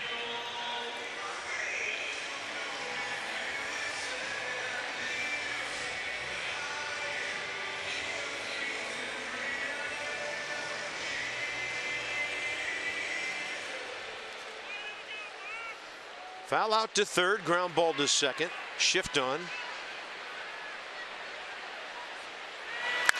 So right through shortstop for a base hit. You might as well just put him where they usually play and hope for the best. He's playing in slow motion. Everybody else is playing in regular speed. This is a pretty hit. I just like when he goes the other way. They tried to get it in, left it out over, a little inside out swing. Laughing about the shift. He likes it. He's like, hit him where they ain't. That would have been a line drive to shortstop. Keep shifting on me. Base hit number 104, by the way. And he's 3 for 4 career against Josh Smith. Softball numbers on the first pitch this year. Have the Nats ever had a more animated player than Daniel Murphy? I thought Yunel Escobar was pretty animated, but Murph takes the cake, man. He's always yelling, screaming, talking to umps. He makes a good play. He's woo. I mean, he is fun to watch. There's animated that makes you shake your head, and there's animated that makes you smile. Yeah, he makes you smile. He's like a 12-year-old playing Little League every day, having a blast, riding his bike to the ballpark. Make baseball fun again, Murph. Ramos, sac fly, walk. See Smith for the first time.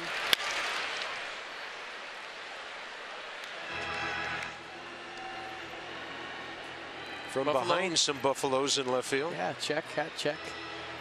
Did we go back to those other people to make sure they were still wearing it, or they just put it on when Wilson's hitting? Yeah, well, he's hitting, so.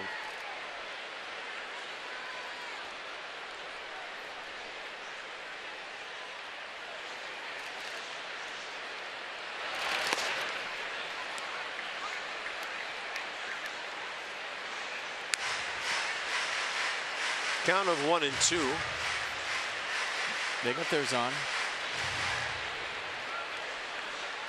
All right. Yeah, they were ready. There's a Coke and a smile and a Buffalo. 1-2. Emergency hack, and they were scrambling. Nationals fans, you've got until 11:59 tonight to vote at nationals.com/vote. All-Star Game presented in San Diego by MasterCard on July 12th.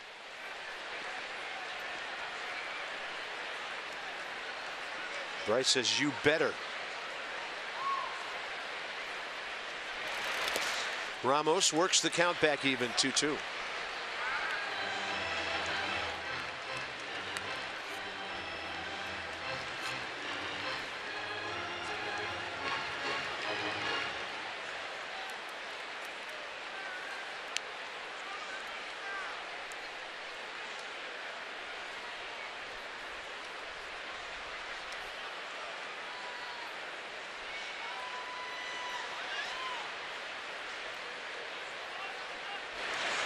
He waited for that breaking ball and killed it to left. Digging for third is Murphy. Wilson Ramos, another extra base hit. Perfect night. And the Nats have second and third with one down. Hat's still on. The foul ball before that he took out of Tucker Barnhart's glove and fouled against his own dugout screen was unbelievable. It allowed him to get to that double. So look at the pitch before. We always show you the payoff pitch. But look at that. Emergency hack, staying alive.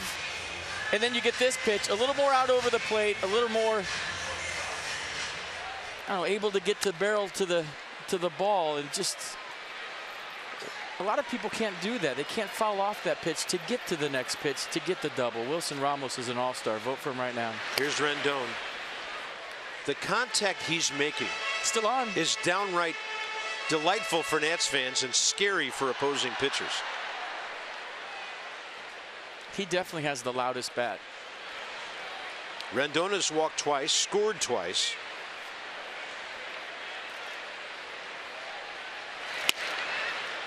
Counts even, 1-1.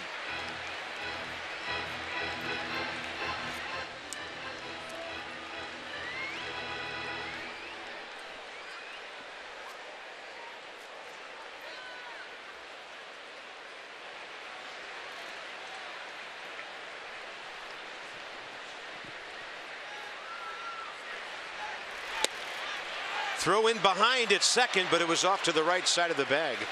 They might have had a shot at Wilson Ramos.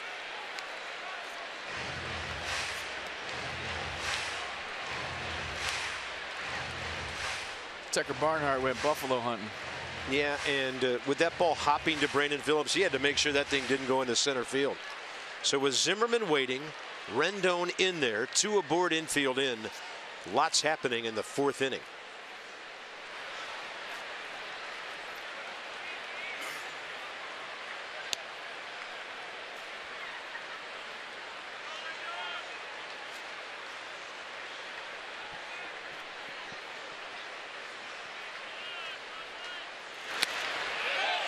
Couldn't check his swing, and he's out.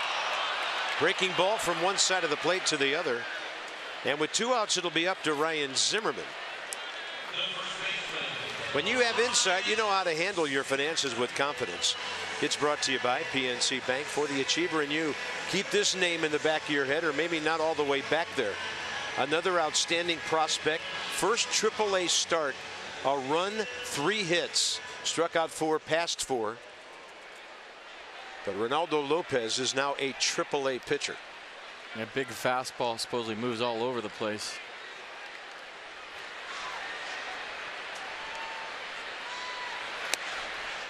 Zimmerman, an easy take. Ryan has a homer.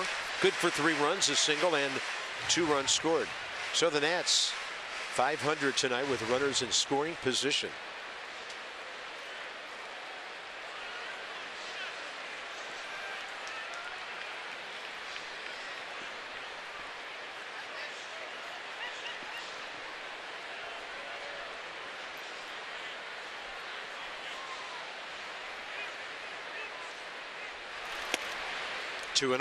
And see, we talk about Ryan staying back, but I also think when he does that little bat wiggle, how he cocks his hands before he swings, sometimes the top of the bat can be facing the pitcher, and now you got to come all the way back, and it makes for a little bit longer swing. And you see how he kind of does that? Well, you're not going to see it now. You're going to take on Chris Heisey here. Now that the count's gone to 2-0. That's supposed to walk a guy when I'm breaking down his swing. That's no fun. 6th walk given by the Cincinnati staff. Chris Heisey, base hit, fly ball to center. That's got to feel good. He's been getting guys walked in front of him all year to face him, but now he gets walked. So home run, single, they walk you.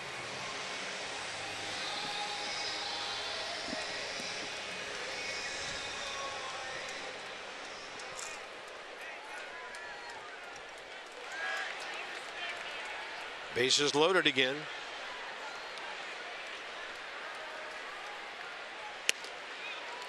Front door, and Smith got the call. Heisey can't believe it. Even though probably missed this, it's just strike 1. You got turn the page as a hitter and say, I got bigger pitches coming, so what?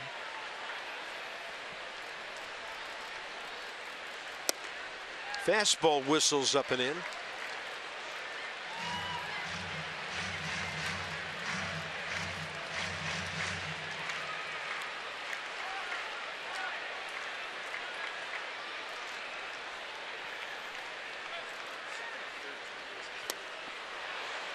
Now it's 1-2. Second time the Nats have had the bases loaded, and it's just the 4th inning. A lot of traffic, as Daniel Murphy calls it. He was in New York for a while. He knows traffic. Yeah, now he's in D.C. Now he really knows traffic. Yeah, now he's a mess. Breaking ball, and Tucker Barnhart's been active back there tonight. I mean, is there a stat for having to leave your apartment the earliest of any player in history when you play for the Mets and then go to D.C.? Danny Murphy leaves for the ballpark at 10 a.m.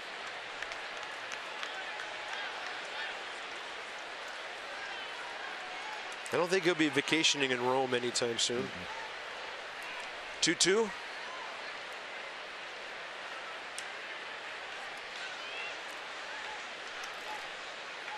Heisey waits for one, and it's up the middle. Murphy scores. Here comes Ramos. The Nationals lead 10-1. Chris Heisey, 7 RBIs on the year and a 2-hit night.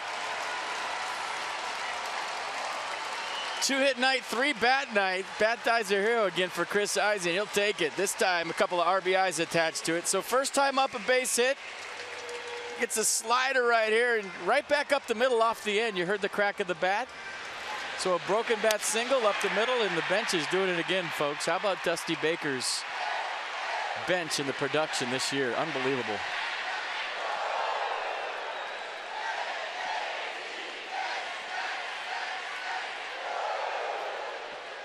Here's Danny Espinosa, who took this game and just busted it wide open last inning. He's going to bat left-handed now. And from this side of the plate, 230.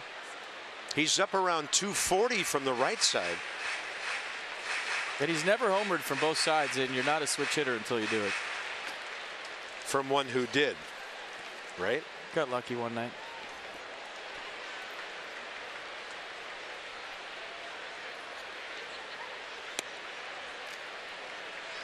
Well, now's the time. 2-0 count. You got a homer under your belt. Swing hard in case you hit it.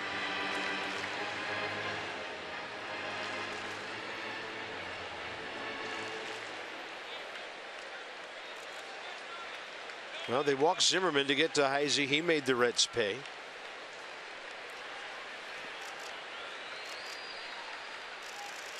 Espinosa takes a shot. Deep left center. See you later. He's done it from both sides of the plate. And the Nationals lead 13-1.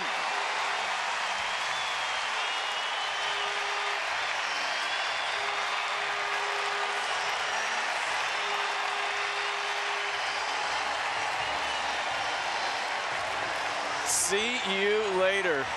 He's a switch hitter. It's official, folks. What a night for Danny Espinosa. And he's going to get another curtain call. Look at this. He better.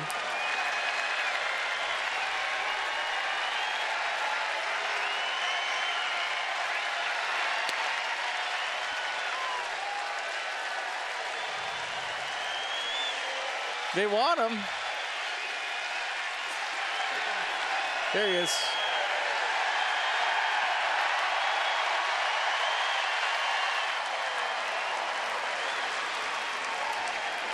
Well, you know, they didn't have to pitch to him there. There was a base open. It wasn't first. And Danny Espinosa has 7 RBIs in 2 swings. Strong like bull. Does it again. Surpasses his career RBI game by 1. It takes a strong man to go out the other way. And look at him stay on the slider. You know, a pitch that in the past he's pulled off of, and he drives it the other way. Look how strong he is. So home run right-handed, grand slam. And now a home run left-handed. Just a lousy 3-run shot. Danny Espinosa, ladies and gentlemen, that was cool. Well, he's been through a lot over the years in this organization. And he is belonging and a big part of this ball club now. So the Nats lead 13-1, and the shortstop, hitting 8th, has driven in more than half the runs. Did he get slapped by Jason Worth is the only thing left in this story.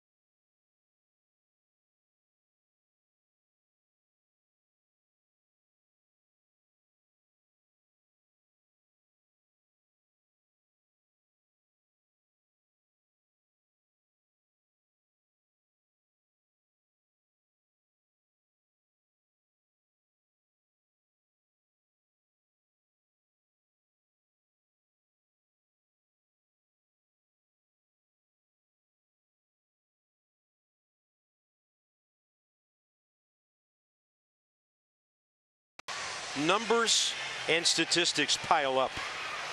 So Jeep is going to take us through a big pile up here. Ryan Zimmerman, Chris Izey, and he has 2 hits. Danny Espinosa, 6 hits, 12 RBIs. Danny's hit 2 of the 3 homers, Ryan the other, a walk, 6 runs. That's 6, 7, and 8.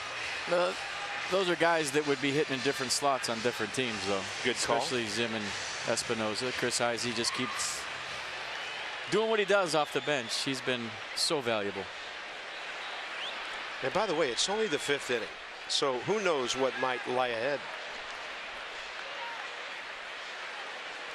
Billy Hamilton, Tucker Barnhart, and the Reds are warming up a right-hander, Michael Lorenzen, in their bullpen. Well, they came in with the worst ERA in all of baseball, 5.42.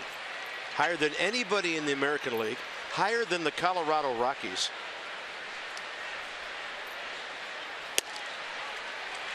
And the sleeper story with 13 runs on the board is Gio Gonzalez tonight. Yeah. Against a really good hitting ball club. First inning or two could have been a whole lot different, huh? That double play in the first inning and then the 4 runs, both of those things settled him down.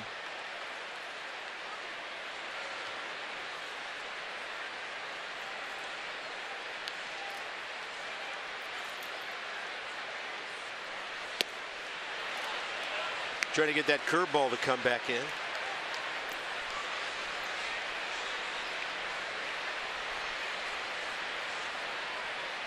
Two-two pitch.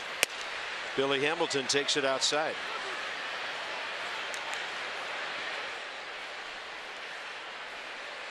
And there's Michael Lorenzen. They're going to hit for Finnegan here.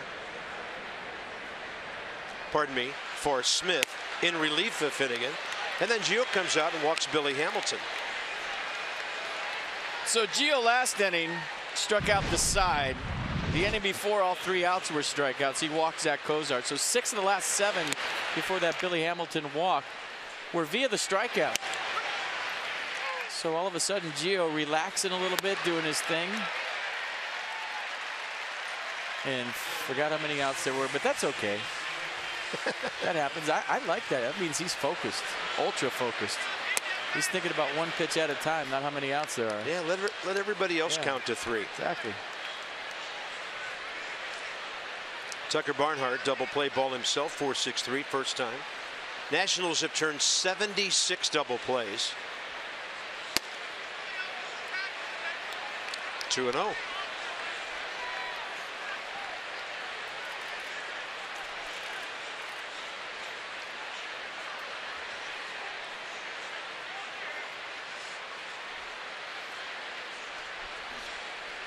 So Josh Smith is on deck.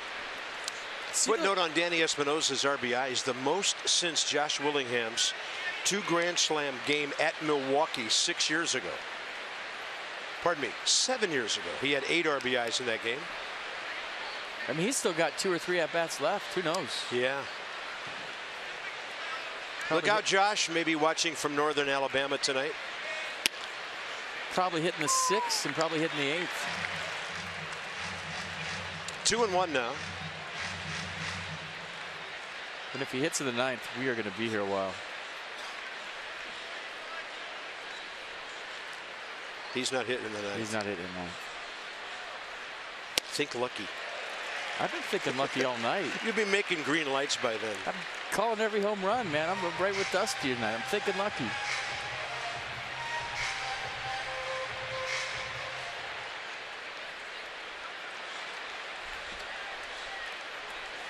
Gio would love another ground ball. That's in there. Number 8 for Gio. Tucker Barnhart is down. Oh, good trip by Wilson Ramos and Danny Espinosa, settling Gio down right back in the strike zone with the strikeout. So maybe had they had 2 men on base, Brian Price would have hit for Josh Smith. Or he could be hitting here and coming out of the game. We've seen that in a situation like this too. Although if I'm one of the bench guys, I want to get in there and take a hack. Because Lorenzen keeps warming up.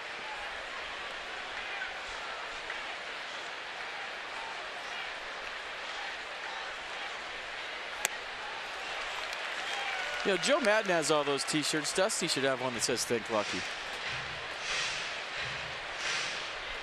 I'm proposing that today, along with Dan interviewing all the Reds players. I'm just an idea guy.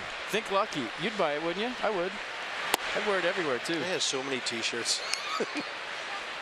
I'd wear it though. Somebody gave me one. I got the Flaw T-shirt. They gave me that the other night. Daniel Murphy went double Flaw last night. Danny double Flaw tonight. But I want a Think Lucky shirt. Don't they have those in Vegas? Maybe. 2-1. That's Gio with 90. I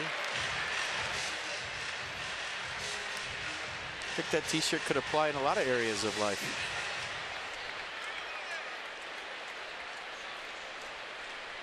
By the way, Gio has struck out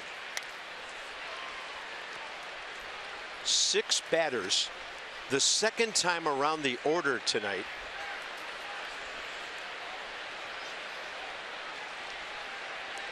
Nobody's made contact since Cozart came up in the 3rd. 6 strikeouts, 2 walks, and now the pitcher. 2-2 pitch. And that's out number 2 on strikeout number 9.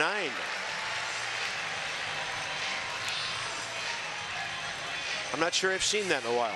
9 hitters, no contact, second time around the order. It's got to be some sort of record. Back up to Zach Cozart.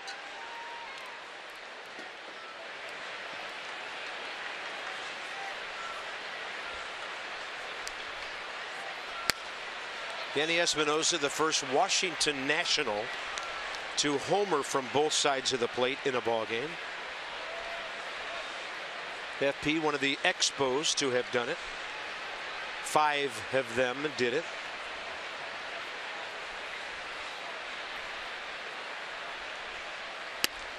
Would Tim Raines be one of those?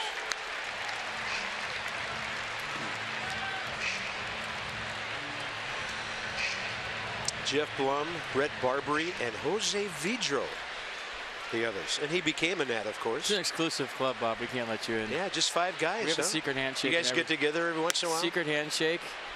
We have to blindfold you when you come in the door. Switch hitter home run club. I heard one time you guys met, and then on next time it was the other side of the same road. Yeah. Yeah, it makes sense. The parties are nuts. 1-2 and Gio trying to get a called strike on Zach Cozart, who's walked twice.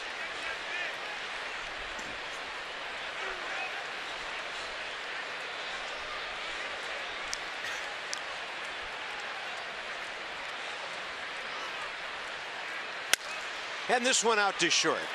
Danny Espinosa. Yeah, he plays defense too. Billy Hamilton came in there hard for the 3rd out. Halfway through the ball game, 13-1 home team.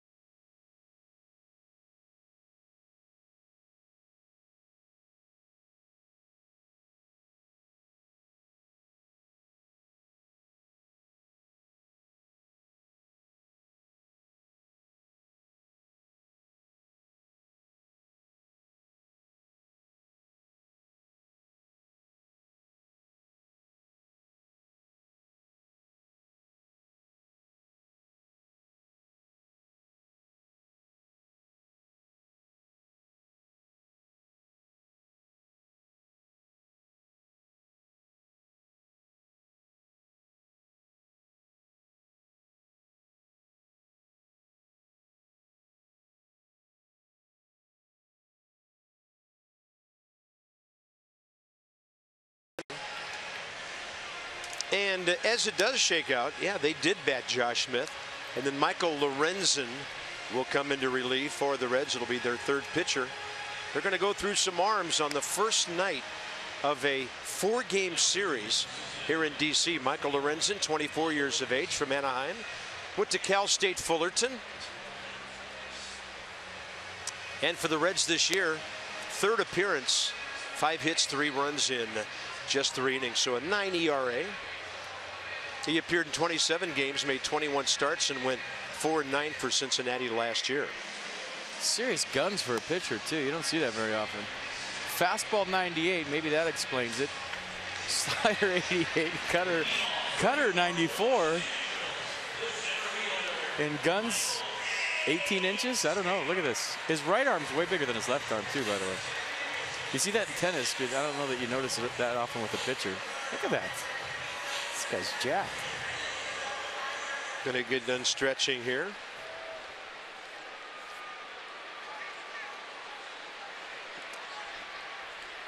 He wasn't in the big leagues when the Nats played at Cincinnati a month ago. Michael A. Taylor has faced him 0 for 1 with a walk and a strikeout.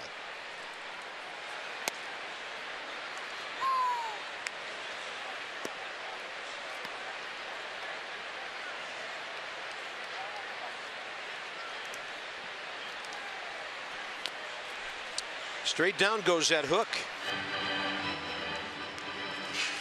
Michael A. trying to join the hit parade. He and Anthony Rendon, the only 2 that haven't checked in. Rendon with a couple of runs and a couple of walks.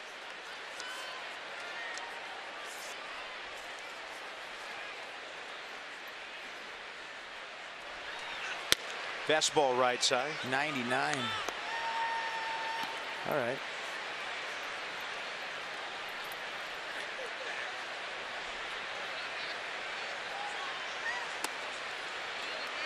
I'm thinking if you have arms like that, you should throw 99, right? I mean, you can't spend all that time in the weight room and come out looking like that and throw 84. 3-2. Taylor got a curveball. Hits it out to center. Billy Hamilton. The White House Historical Association brings us our third bobblehead of the 2016 season. Sorry, my voice is changing. Racing President Herbert Hoover. July 3rd, first 25,000 fans get a Herbert Hoover bobblehead. You say that 10 times fast. Nats take on the Reds. For tickets, visit nationals.com/Bill Clinton bobblehead. Dusty is not through using his extra guys tonight. Clint Robinson's going to bat here for Jason Worth in the 5th inning. And Stephen Drew's going to hit for Daniel Murphy.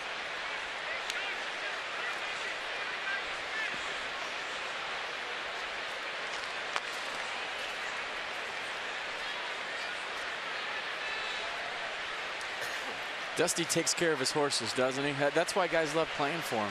I mean, there were times in the past where you'd see the Nats up by 10 runs and everybody grinding the whole game, wondering why they're still playing. Clint Robinson hustling down the line, thrown out by a step.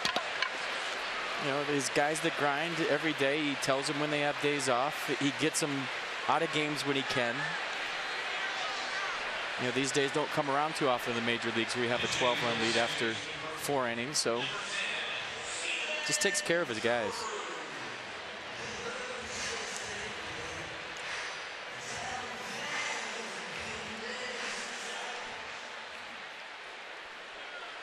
Stephen Drew as a pinch hitter this year, 4 for 16, 3 home runs, 5 RBIs. Got his jersey. Yeah, he's going to first. They were trying to move him off the plate because he's hitting 1,000 against the Reds in his career. 1 for 1. Wilson Ramos isn't going anywhere for a while. They're calling him here. You think you could beat Ace Max Scherzer at anything? Show us. Tweet your challenge at #IChallengeMax. He'll pick the winner to face off in a head-to-head competition. The Fan Challenge is brought to you by Care First Blue Cross Blue Shield. Live fearless with the name trusted for over 75 years. Wilson Ramos, quite a night. Sac fly, walk, double, 2 runs. Somebody was asking me if he could wear that Buffalo headband over his helmet while he's hitting, and I'm for it. Sorry. With the horns while you're hitting, I think that'd be awesome. So. I mean, you might get drilled, but yeah, it'd still be funny for a second. Always talking baseball, aren't they?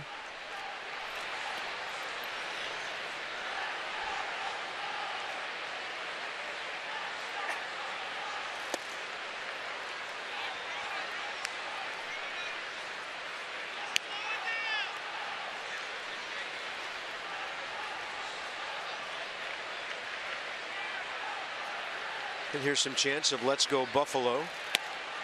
He'll take that breaking ball. 1-2.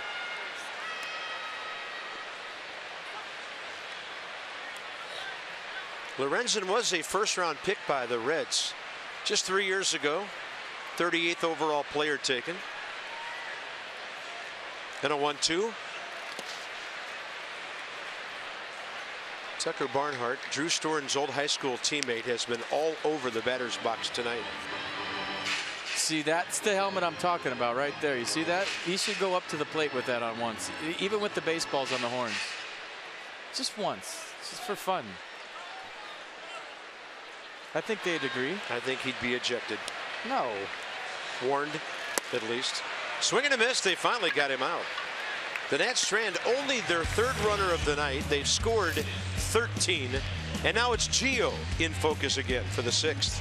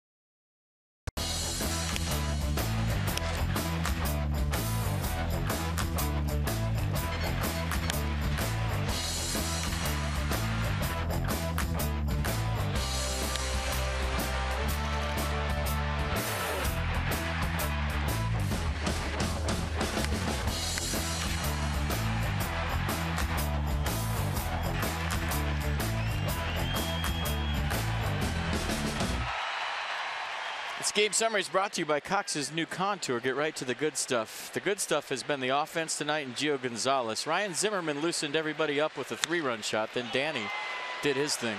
Joey Votto would drive to deep left, and that's going out of here.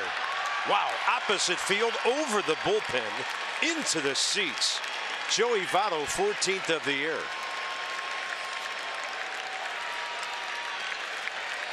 He's hit .307 in June coming into the ballgame. That's up around .320 now.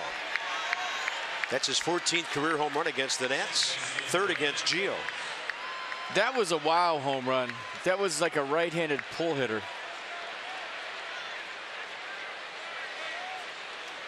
I mean, to go the other way like this, you see how he follows through the extension, the lower half, and it went over the bullpen and left center field. Impressive.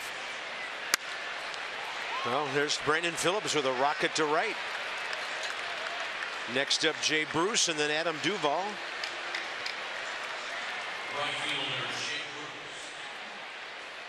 Well, kind of a tough situation for Dusty Baker right now. He wants Gio to come out of this with a good feeling, right?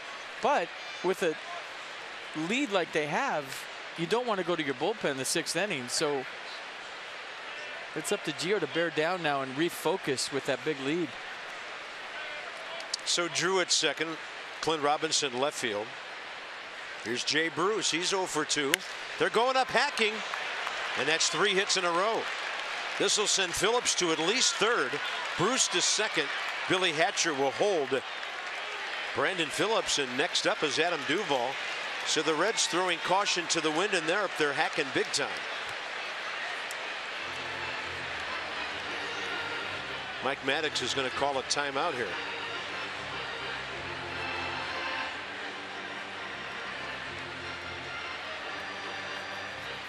Yeah, you got your left-hander back. You don't want to lose him now here just because there's a big lead and all of a sudden the focus can start to wander. If you talk to pitchers, they'll tell you a lot that it's tougher pitching with a big league than a close game.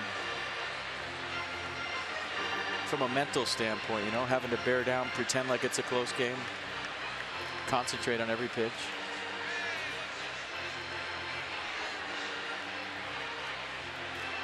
So the Reds box only had 2 hits in it until about 3 minutes ago. Double by Votto in the 1st. Single by Suarez leading off the 2nd. There's Adam Duvall, fly ball to center. Taken 3rd strike. He's 1 for 5 career against Gio.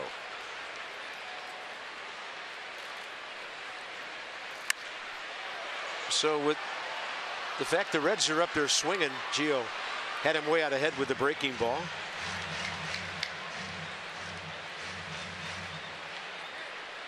Somebody said something in the dugout like, hey man, let's go up and hack. Forget this taking stuff. Let's swing.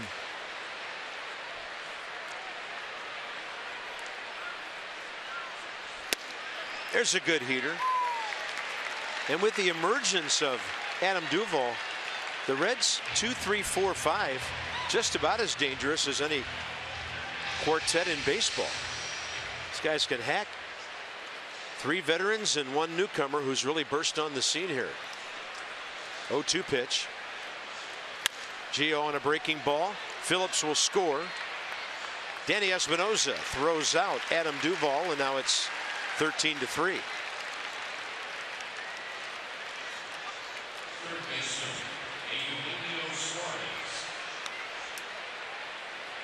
Next up, the 3rd baseman, Eugenio Suarez.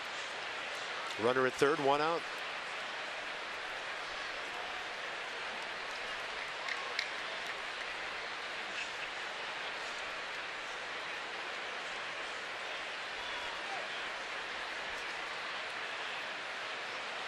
He's 1 for 2, base it up the middle, 2nd inning. Strikeout victim number 7 in the 4th. Ball 1. So one of my Navy SEAL buddies just sent me a text, and they want to challenge Max to go out to the shooting range and target practice. And I think Max would be up for that one. He likes that kind of stuff. Runner almost caught coming down the line. Gio to Zimmerman, throws out Suarez. And he took us out in San Diego a couple of years ago to the shooting range, the buddy I'm talking about. And it was pretty amazing how those guys do it. Training they go through and how much hard work they put into what they do. It's amazing. Billy Hamilton 0 for 1 with a walk.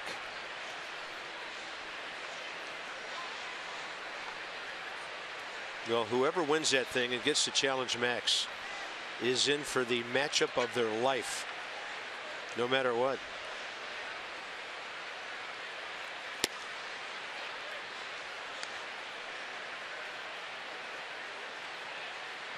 Danny challenges him to hit home runs from both sides of the plate.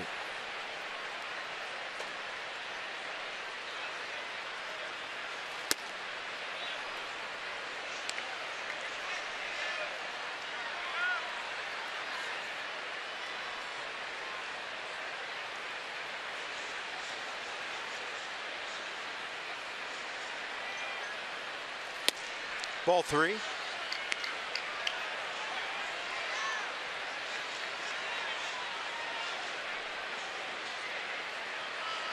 Gio has walked 3. 2 in the first 3 innings. And that's going to put Billy Hamilton aboard here in the 6th. Hamilton twice. Tucker Barnhart is next.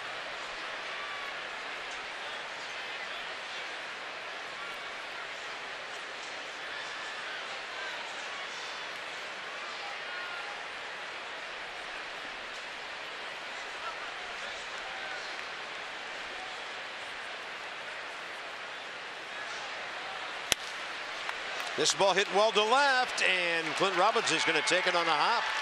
Reds score another run. It'll be 1st and 3rd. It's 13-4.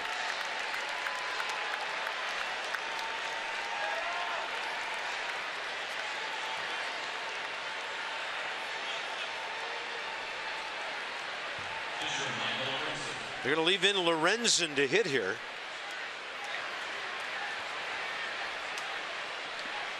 Matt Belisle has to pop up now.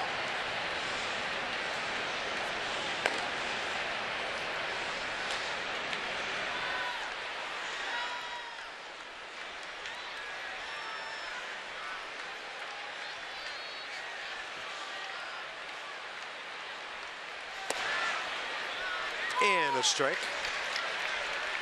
Michael Lorenzen as a big league hitter.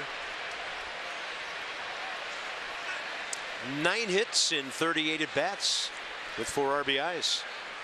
All 9 of those last year when he got a lot of pitching time, starting and relieving. Oh, there goes the bat. And there's a situation where the new screen kept a bat from flying right up into the seats on the left side. Yeah, I mean, that was going fast. That would have hurt somebody. I mean, sometimes, you know, they go twirling way down the line, but that was close and it was flying, and that just saved somebody big time.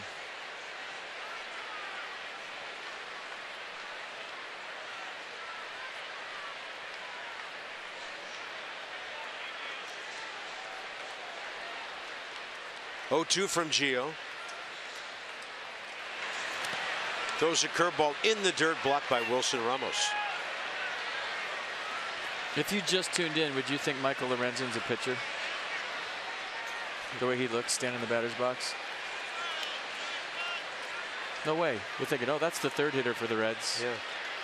Maybe the cleanup hot hitter. He's a big boy. He put a compression sleeve on his right arm to come up to hit. They list him at 6'3", 215. It's a wild pitch. It'll send a runner to second base. Pretty sloppy inning here for Gio. It's a good word. For some reason, he lost focus all of a sudden.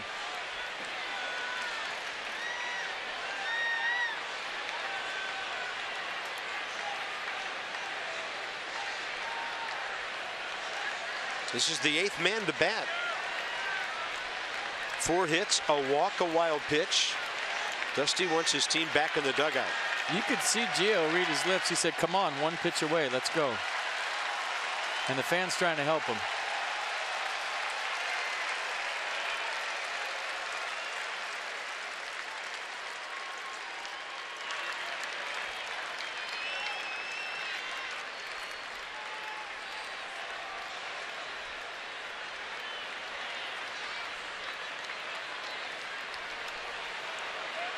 something a little out of sync here. So Ramos a visit.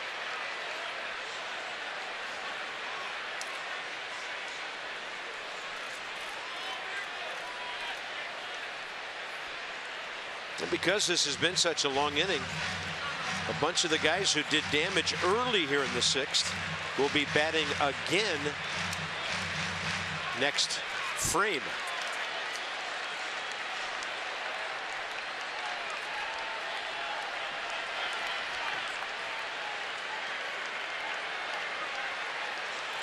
Two-two pitch.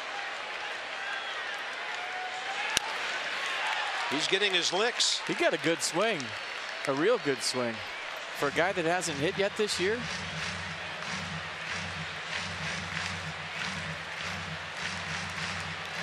And he's got an idea.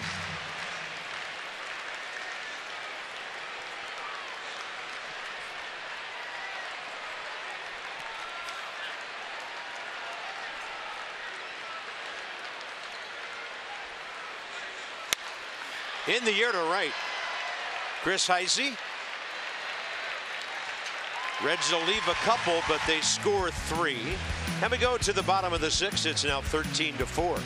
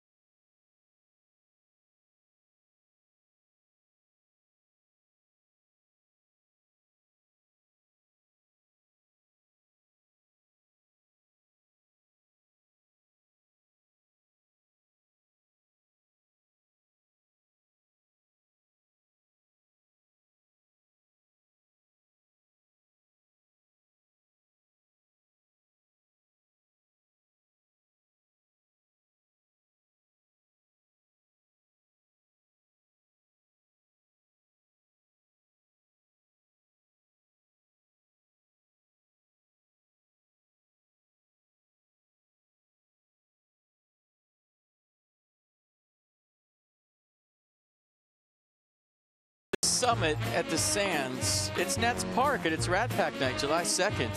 First 25,000 fans enter Nats Park. Get a special Rat Pack poster, that one right there. Plus, select golden ticket winners will receive a special surprise giveaway item. Visit nationals.com/ratpacknight for more information. From stunning to Dunning, the Nats have agreed to a deal with their 29th overall pick, Dane Dunning. According to a source, Nats first-round selection. And he was the Nats' only player selected in the first 10 rounds who was not under contract. He's a Florida Gator. He was in the College World Series, so there was a lot to deal with there to get that thing done. And we're told similar money, around $2 million that they got for Carter Kieboom, who's already in the minor leagues and playing. So well done and congratulations, Dane Dunning. And you could say the same to the offense tonight. Look and enjoy, read and take it all in. They used to run him up here to the booth for us to interview. We must have messed that whole thing up. Rendon, Zimmerman, Heisey, Ivan De Jesus Jr. into the game to play first base. I remember when we had the guy in the batter's box up here. You remember that? Anthony Rendon probably said 2 words the whole time. Yeah. Said about 6 since. Just kidding, no, Anthony. That's true. He's Tyler Holt in right field, by the way. Not a bad thing, though. Speaks with his bat.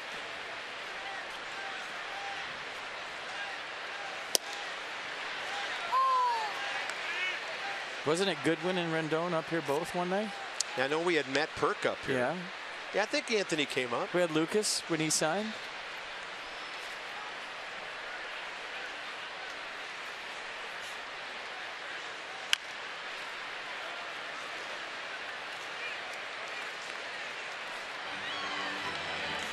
soaking it all in still. May or may not be pitching here on Sunday. I'd like to see him pitch again. Sure. I don't know if that's politically correct or whatever, or who's supposed to pitch, but just from a selfish standpoint, I'd like to see him pitch again. Well, he was great the other night. And again, the thing I really liked, 4 innings, 45 pitches. Who does that the first time they pitch in the big leagues? 7 ground ball outs. It's all about getting outs. I think it's one to build on, too. If he would have come out and struck out 10 in 4 innings or something crazy, then we have all these unrealistic, crazy expectations. Good point. And you only have one way to go from that, right? You can't do that every time. So he had a nice, solid one you could build on moving forward. Tuesday that was. You know, the night it rained. Chopper, that's a base hit. Anthony Rendon, first knock of the night, on base for the 3rd time. That's how the bottom of the 6th gets underway. So Tuesday, they got the Fatheads. Then Lucas Giolito takes the mound. He's nervous. We're nervous for him. And he strikes out Asdrubal Cabrera on a 96-mile-an-hour fastball for his first major league strikeout, and then gets the 6-4 3 double play with James Loney, waving to the crowd. Celebrity is born, Lucas Giolito, a big leaguer. That's after the Nats eventually won the game 5-0. So Gio shook Giolito's hand at 12:13 a.m. That's past his bedtime.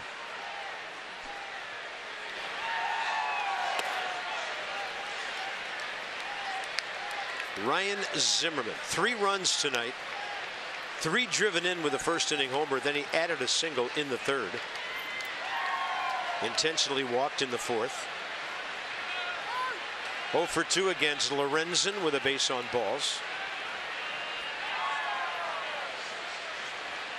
13-4 Nats.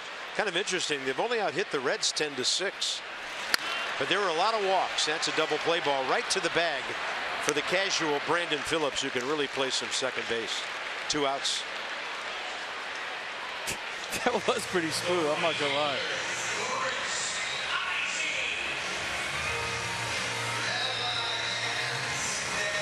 Next up is the latest Nat to get revenge on a former team, Chris Heisey. Brandon Phillips is cool and smooth. Look at, you take it? No, I'm gonna take it. He's smiling as he steps on the base and turns it. Yeah. I mean, he has fun playing baseball. Whatever you think about Brandon Phillips, he has a passion for the game.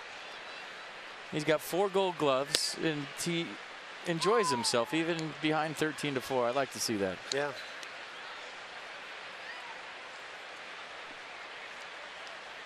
Chris Heisey, 2 for 3. 2 big RBIs. Whoa, look out, Danny Espinosa. That ball over near the on-deck circle, then ricocheted back onto the field. Look out, Danny Coco.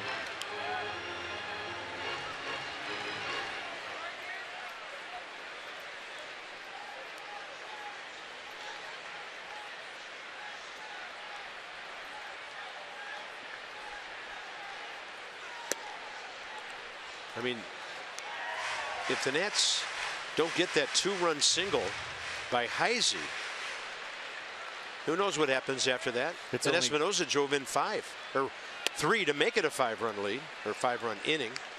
And the Nats led 13-1.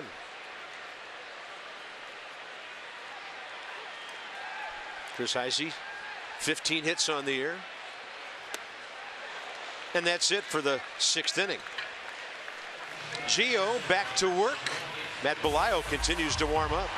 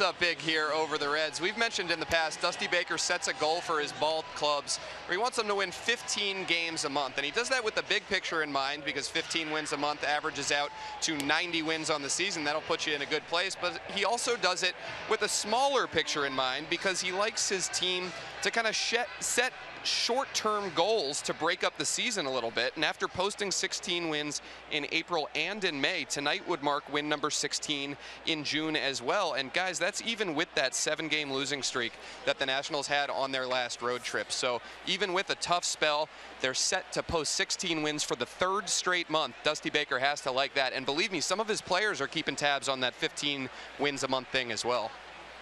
All right, Dan, thank you. Yeah, that is impressive considering you've lost 7 in a row at one point. 36-year-old Matt Belisle takes over for Gio, so he continued to warm up. And here he is in the 7th. Foul ball off to the right side by Zach Cozart. 13th appearance for Matt, a 1.5 ERA. And by the way, Dan, brought to you by Koons. Don't miss some of the biggest Koons July 4th savings ever. Great vehicles at Koons.com. That ball hit high in the air out to left center. Clint Robinson tracking it. Cozart is 0 for 2 with 2 walks. Next up, DeJesus and Brandon Phillips.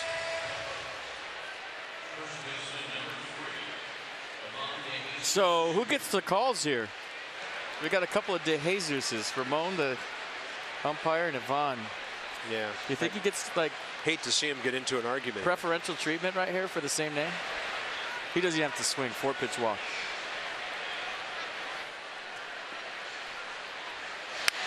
Well, he would have called it a ball.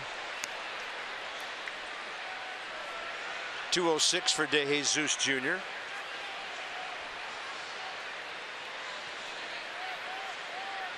A home run, 12 RBIs.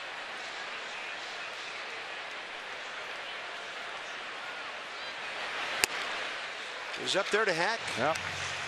29 years of age, been around the big leagues off and on since 11 with the Dodgers.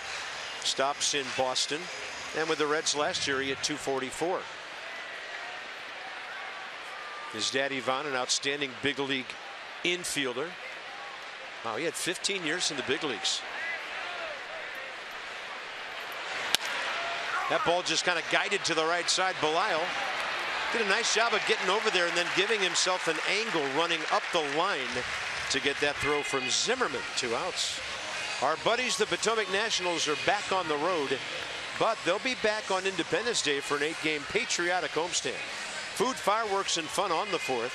The Danny Espa Fu Manchu bobblehead giveaway on Saturday the 9th, skyrocketing in value as we speak. Golf night Sunday the 10th. And a special themed jersey auction, Dollar Monday the 11th. That's that Yosemite Dan look he was sporting last year. I saw the bobblehead. I want one.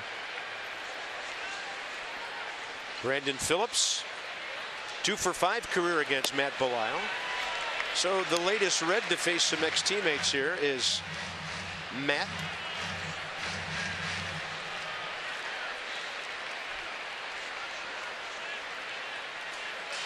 Drafted, brought to the big leagues by the Reds. 03 his first year. Missed the 2004 season with injury. He was with them through 08. And then 6 years with the Rockies. And lived to tell about it. I like Matt Belisle. He goes after you. He doesn't mess does. around. He just attacks. It's just like Yusmeiro Petit. Throwing strikes. Here it is. Let my defense work.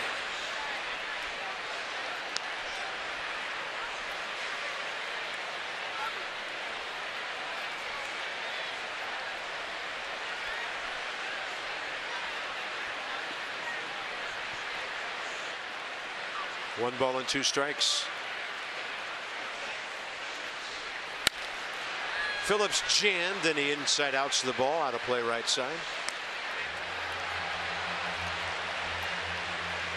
Cubs still on top of the Mets, 3-1, bottom of the 7th in New York. Marlins game at Atlanta a little closer. They must have had some kind of weather down there. It's a 3-2 game. Catcher Buffalo. There. No, not him. There he is. That guy There he right there. is. Boom. Nice. Well done, buddy. 2 hours and 23 minutes left to do that. Then the voting's all over as of midnight tonight.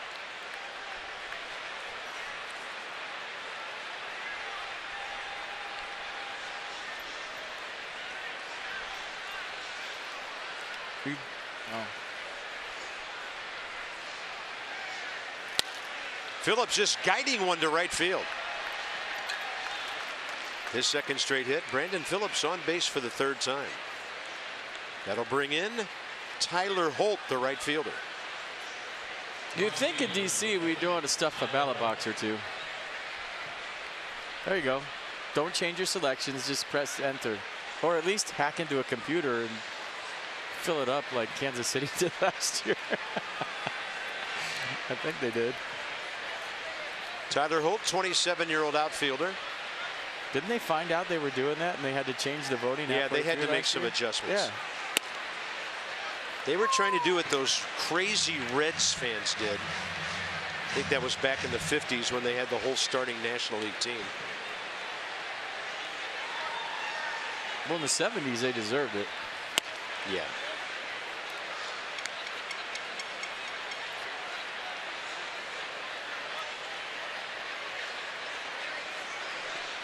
I'd still vote for the Big Red Machine if they were on the ballot. 2 years away. I want to see the home run derby here and see where balls go. Is he going to be in the home run derby this year? Have we heard? Let's say do it.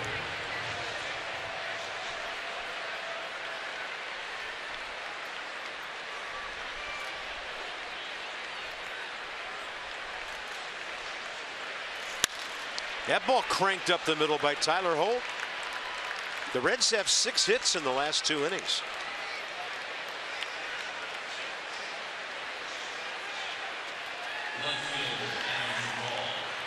Adam Duvall. He's 0 for 3 RBI grounder last time up.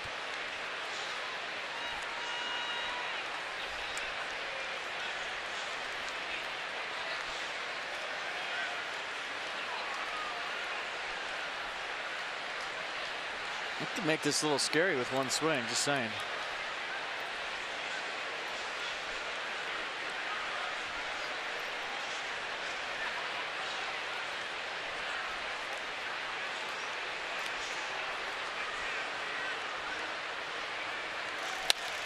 Goes the other way, and Ryan Zimmerman there to pick it off. 7th inning stretch time. Danny Espinosa about to come up for the 4th time. Last 2 times it produced 7 RBIs.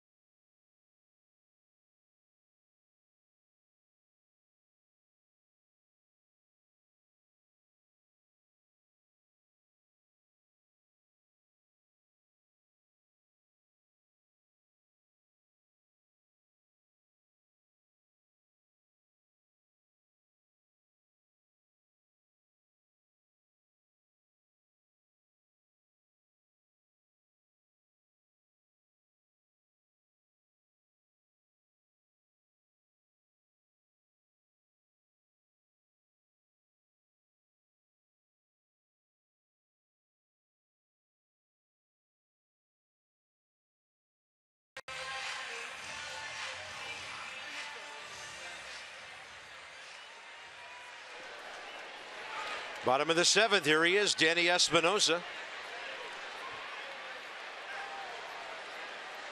2 for 3. Right-handed grand slam, left-handed 3-run homer. First Nat to ever do it inside.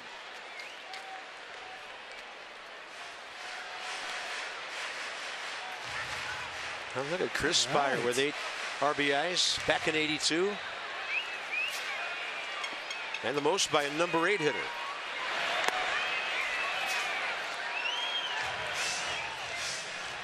Oh, he's the first one to congratulate him on the last home run. Pretty cool.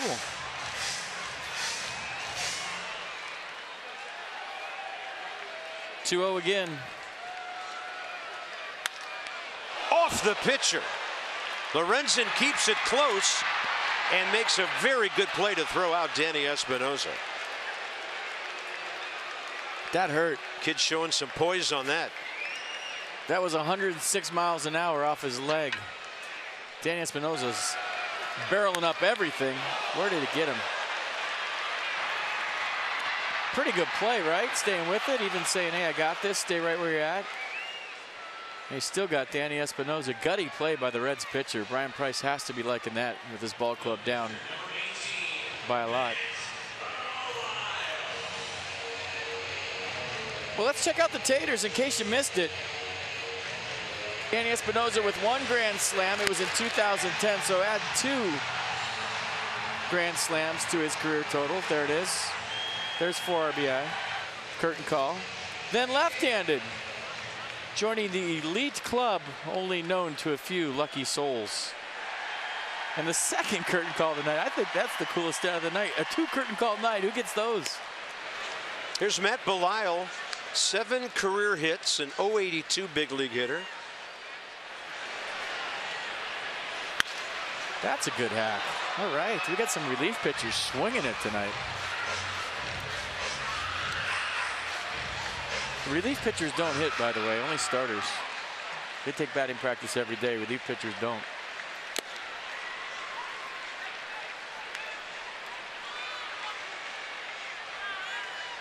So Murphy with 2 home runs last night. Danny Espinosa with 2 tonight. Who we got tomorrow in the 2 home run pool? 2 outs here. Maybe the guy with the day off today? Well, they are throwing right-hander Anthony DeSclafani tomorrow night. That guy? Maybe.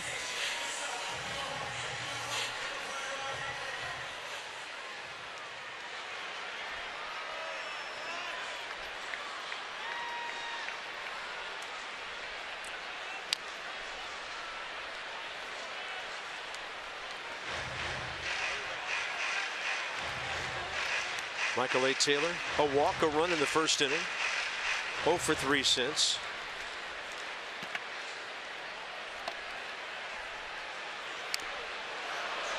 Wow. You can hear that one. And Taylor is aboard with 2 outs. Second National hit by a pitch by Michael Lorenzen. Got Drew a couple of innings ago.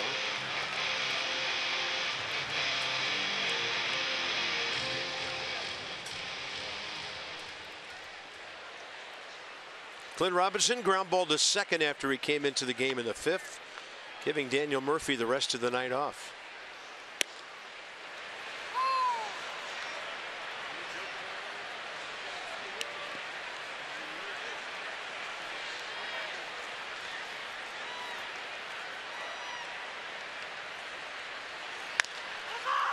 Right to the bag and right to DeJesus.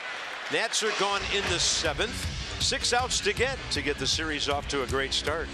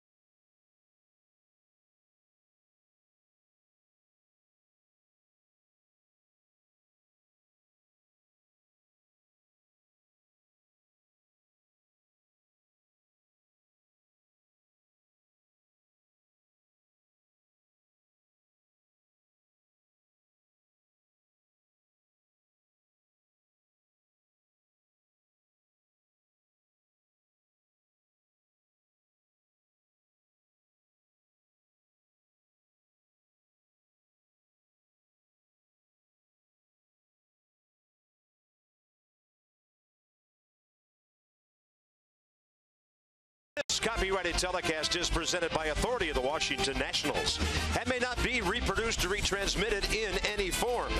And the accounts and descriptions of this game may not be disseminated without the expressed written consent of the Washington Nationals. 13-4 Nats. We go to the top of the 8th inning. More on Felipe Rivero in a moment, but how about another reliever? June 30th of the Nats' first year in 05. Bases loaded, top of the 9th.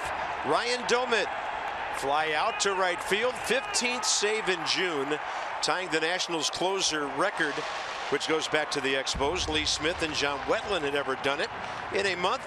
Nats beat the Pirates 7-5 at RFK, and they were still 4.5 games up on Atlanta in that great first half of the 2005 season Cordero and the Nats had. Here's Felipe. Eugenio Suarez faces him for the first time.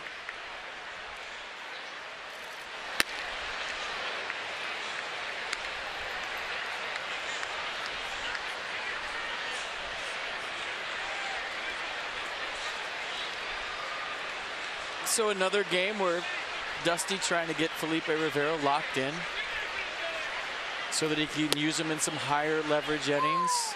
You know, this is how you get a guy back on track. You put him in games in lower leverage situations where he can get the feel back, get the swagger back, all that stuff.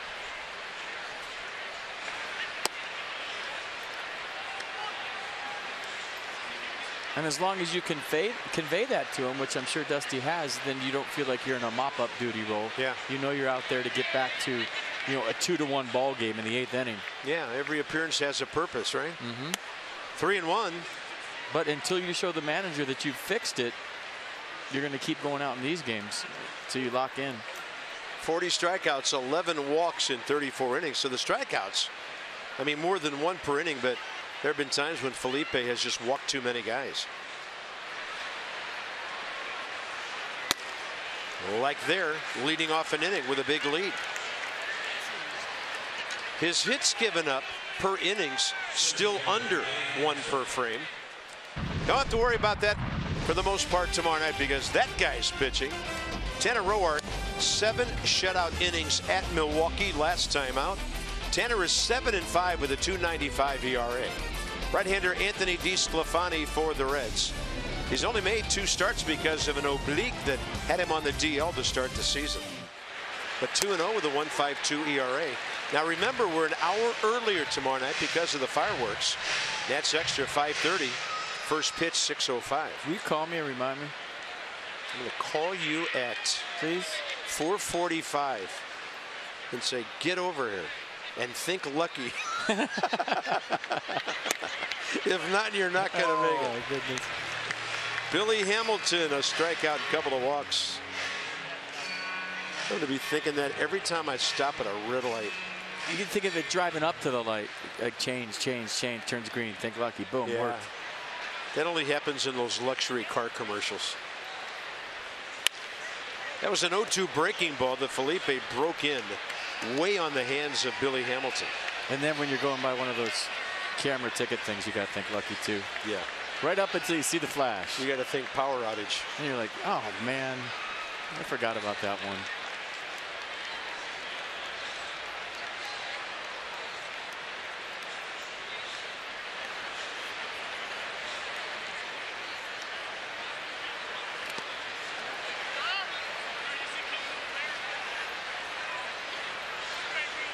And isn't there some like sick part of you that when someone goes flying by, you're just like, watch this flash.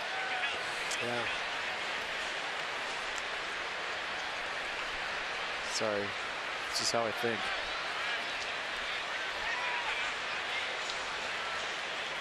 One-two pitch. Billy Hamilton can't get to the off speed. 1 out. Well, you talk about getting to the off speed. That's why strike one's so important for Felipe Rivero. When he can get ahead with the fastball and get to the changeup. And now as a hitter, you're thinking, I got to cover 97 with 2 strikes, and that's where the changeup works. But look at the grip on it. Just the A-OK change. Way out on the fingertips, acting as decelerators. Good pitch. So Mercedes-Benz tracking a beauty for the strikeout.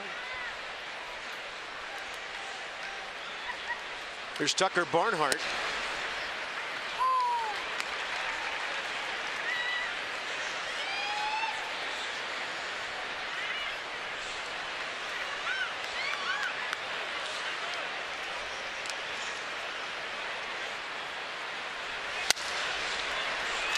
Rivero's got it. Look at that 1-4-3. Rivero stretching, Drew turning, and the Reds are gone in the top of the 8th inning. Such a good athlete. Used to be an outfielder. But watch this play by Felipe Rivero. On the run, perfect feed, nicely done.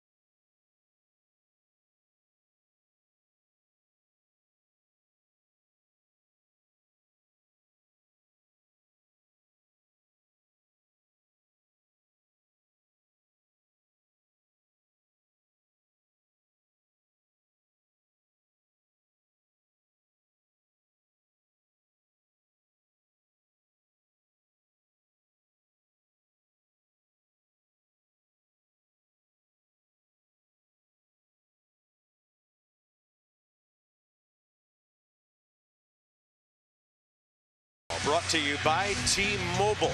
Madison Bumgarner is going to be one of the few pitchers ever to hit for himself, no DH, when the Giants play the A's in just a few minutes.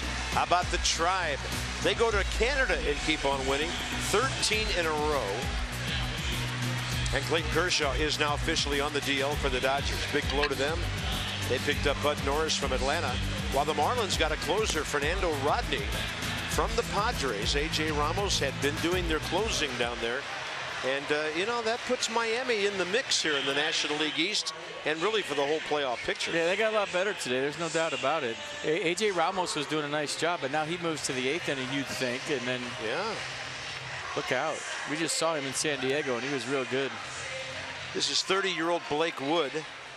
And then over at second base, it'll be Peraza taking over there.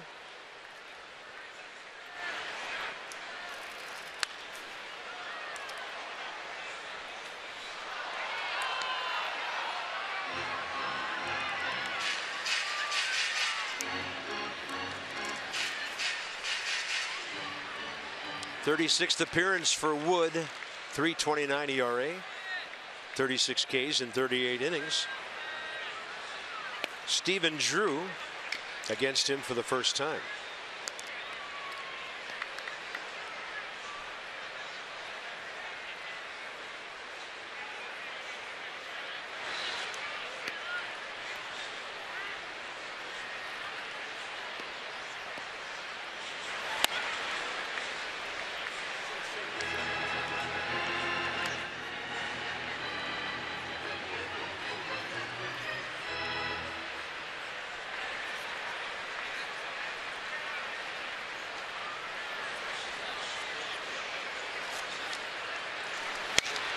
That ball ripped. No way to cut that baby off. Couple of hops to the right field bullpen fence.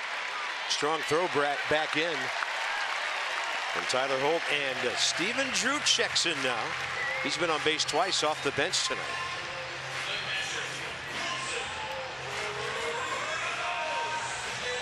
You know, I've been here since 2011, and the Nats have the best bench I've seen in that time this year. Yeah. I think by far. And it has to do with the manager playing them, the ability of the guys, the makeup, the chemistry, them embracing that they're the wolf pack.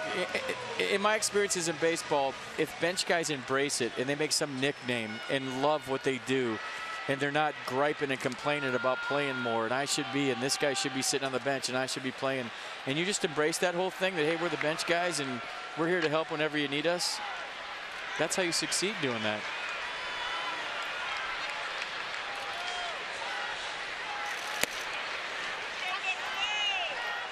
The Goon Squad was good. These guys are better. Yeah.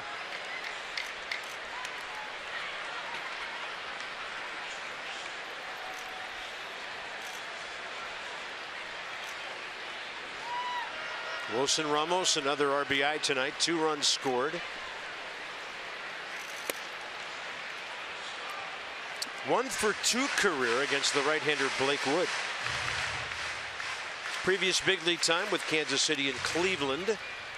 Did not pitch in the major leagues last year.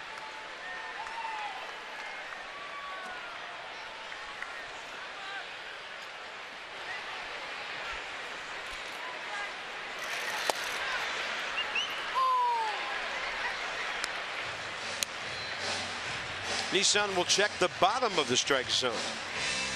Ramon De Jesus is into it. I like it. He doesn't care what the score is. He's giving good strike calls. Yeah, sometimes umpires won't call the strike if the catcher doesn't catch it, but that one was right in there. 2-1 now to Wilson, and that's outside. 3-1. Dusty had a great take the other day on strikes and balls. He said, how does an umpire get on TV? How do they make the highlight reels? By ringing guys up with called thirds.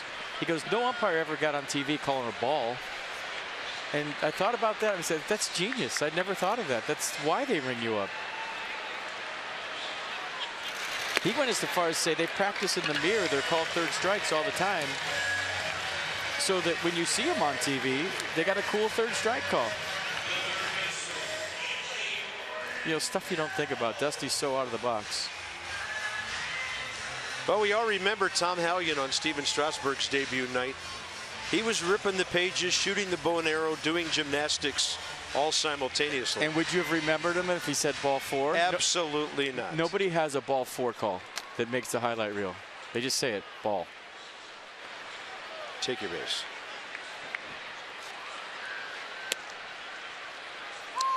That's a strike call to Anthony Rendon. He's 0 for 1 career against Wood. Nats have 2 aboard, nobody out here in the bottom of the 8th. Trying to win their 48th game of the year and make it 5 in a row. Plus a 4-0 home stand.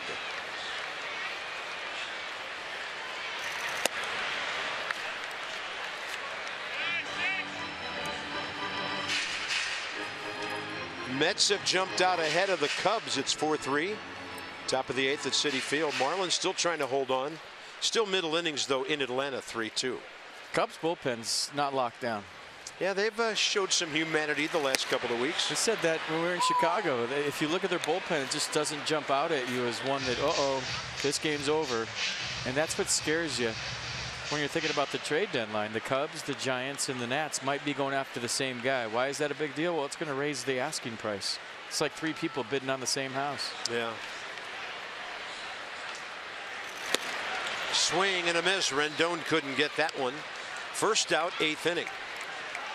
The first baseman.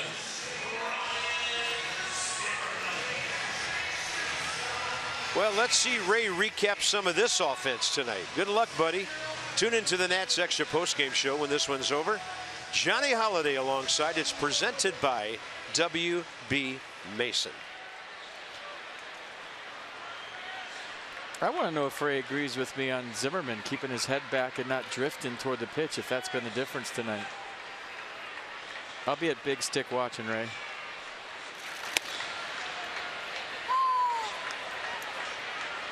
And they have the closed caption, so I'll be reading.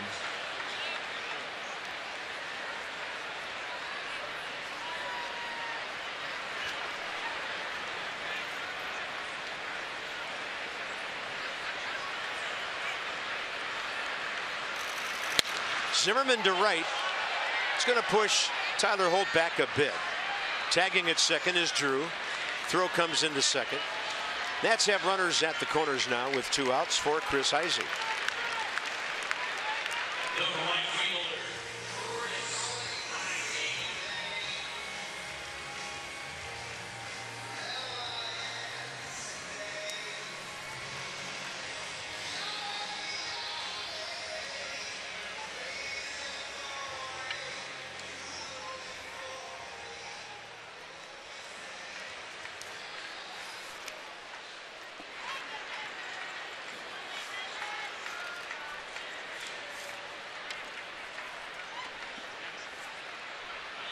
Well, another bench guy having a good night. 2 for 4. That ball didn't miss hitting him by much. He was leaning back and went right by his knuckles holding that bat.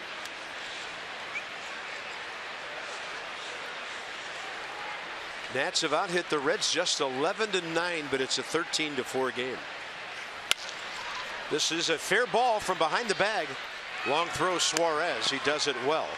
And the Nationals are done. They'll score 13 runs on 11 hits and 3 outs to go for win number 5 in a row.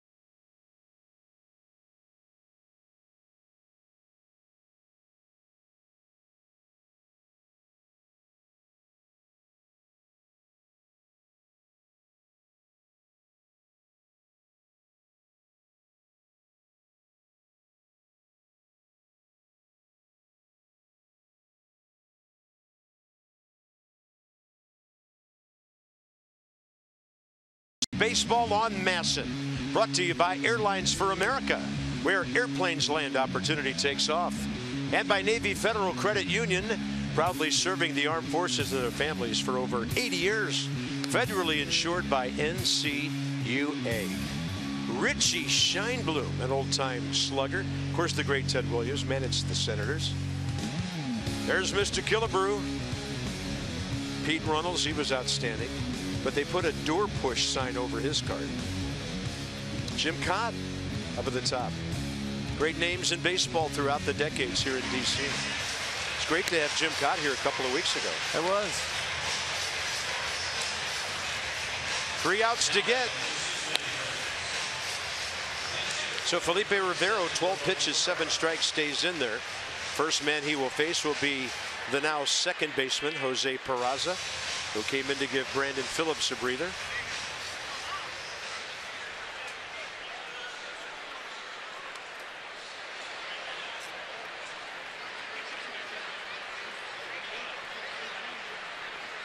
Well, it's going to be Ramon Cabrera instead. So he'll give Brian Price, will everybody a chance to get into the ball game tonight.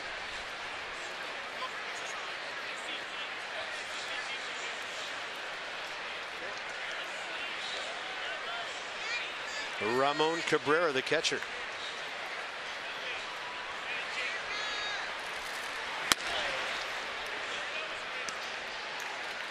"26 years of age from Caracas. Limited time with the Reds last year in 13 games. Most of the season at AAA Louisville. Originally signed by the Pirates 8 years ago. He was all in on that swing.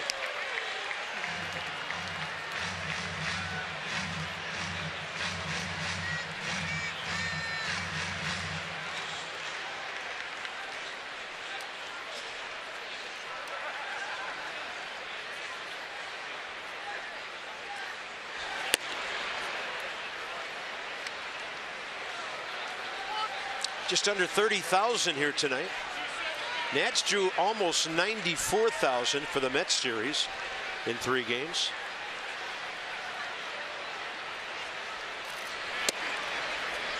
Three and one.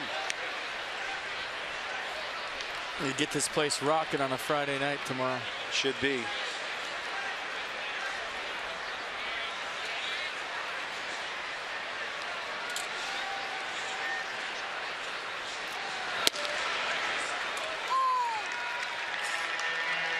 Great looking fastball when he gets it in there. I think his arm has dropped a little bit this season. It used to be just his release point was a hair higher, and it can only be a matter of inches, the difference between missing wide away or pulling that thing out front and getting on top of it. That ball well hit to right. And a base hit for Cabrera, leading off the 9th inning. Good at bat, nice swing. Dusty just wants Rivera to go out there and get 3 more outs, only have to use 3 pitchers, and have a nice fresh bullpen for the weekend. And he wanted to get Gio out of there with a good feeling, so you're hoping that Gio Gonzalez is happy with his outing tonight. I mean, he's a guy they need. They got to get him back on track. Gave up those 3 runs in the 6th, and when he was coming off the mound, he was shaking his head and talking to himself. I just hope he knows he did a good job tonight. Yeah, he was outstanding through 5. I mean, Gio only gave up a run on 2 hits, 9 strikeouts, 2 key double play balls.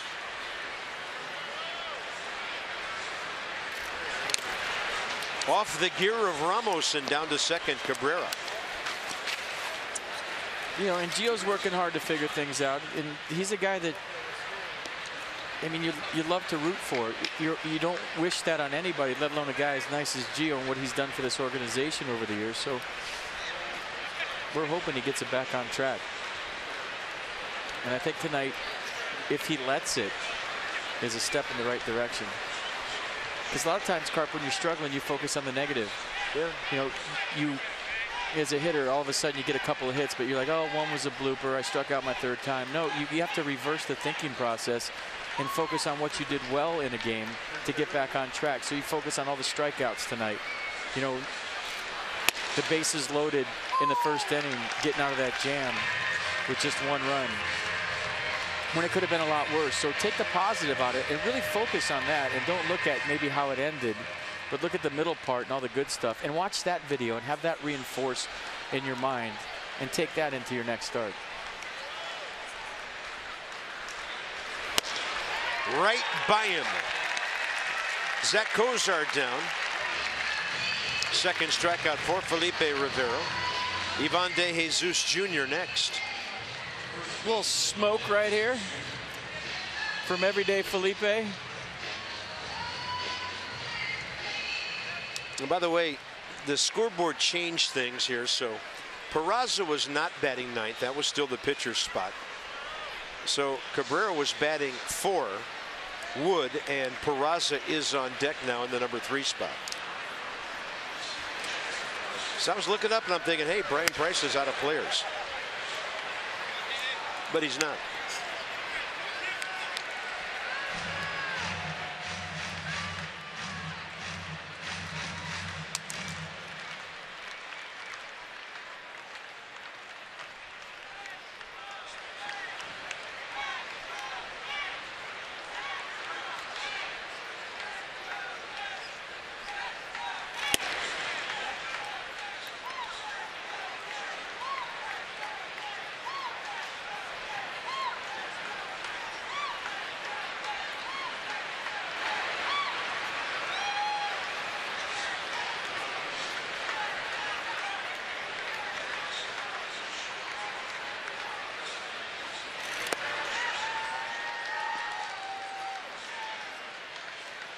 So the way I'm seeing it, they should have more ladies' nights. 13 runs, 11 hits. The ladies have come up big tonight. Danny Espinosa went deep from both sides of the plate. Yeah, this promotion worked. Way to go, ladies. Way to go. 2-1. And this one over to the right side, Ryan Zimmerman. 1 out to get.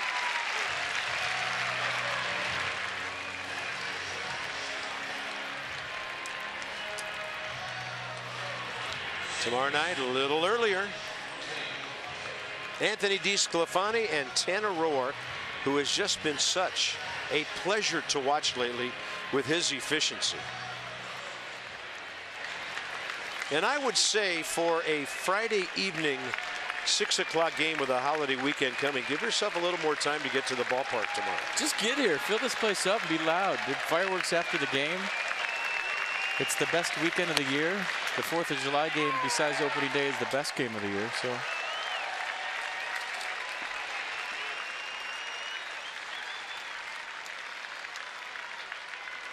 Players feed off that stuff, trust me. They love a good loud crowd.